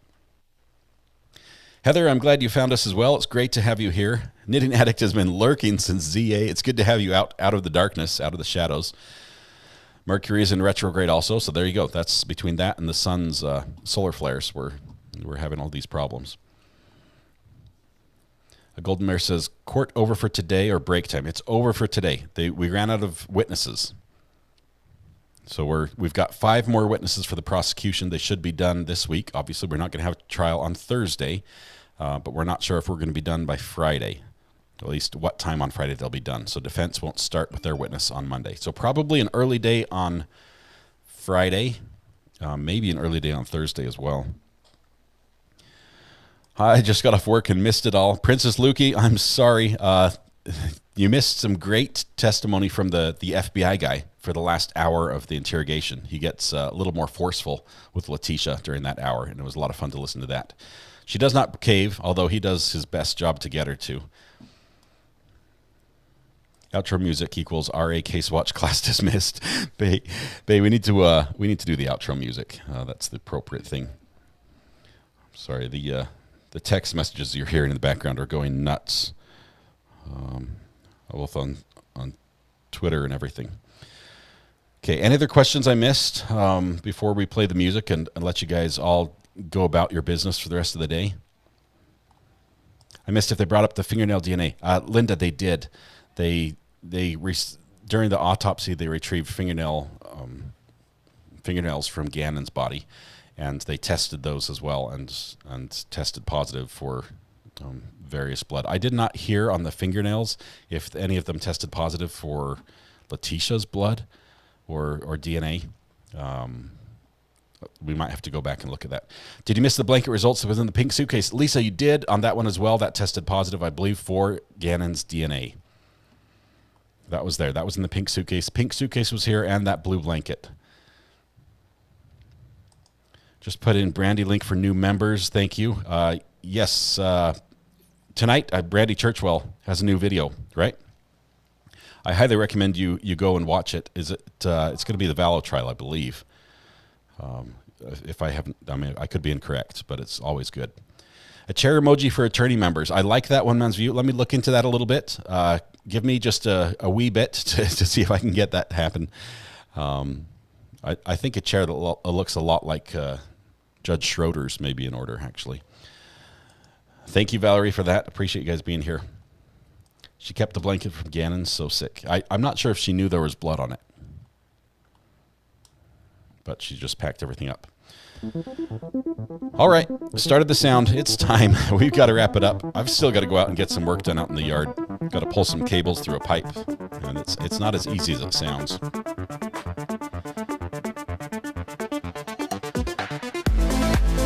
Burner phone number again. You can do that by typing !burner in chat just before I hang up. SW. Go ahead and type !burner, and it will post it in chat, and then write it down somewhere in case you need it. I might pop in over on Discord, just do a little chatting here later this evening if I get a chance. Dish soap, lots of it. 6 volt. We've got a silicone lubricant, like it looks like hair gel, like a big bottle of hair gel. That's silicone. We're using that. Hopefully that'll be good. And we've got a winch, so we can pull cable through. But we've got a lot of very heavy gauge copper cable to pull through. All right, there's the burner phone right here. If you need that number, I would say save it in your phone. Save it under something other than Recovery Addict, so nobody sees what it is. Oh man. All right, I think that's it. Thank you all. You've made watching this enjoyable today. Obviously, it's been some heavy topics, but the fact that we can have fun together and laugh and build each other up a little bit has made it wonderful. This is the best place to watch true crime, and that's because of you. It wouldn't be the same without you, and I thank you all for being here, especially those who had birthdays today. Happy birthdays to you. Have a wonderful one. And we're going to be back tomorrow at 10 a.m. 10 a.m. tomorrow as court gets started. Should not have any weather delays then, but got a little more exciting testimony, maybe some expert witness tomorrow. So, thank you guys. Have a good night. We'll see you.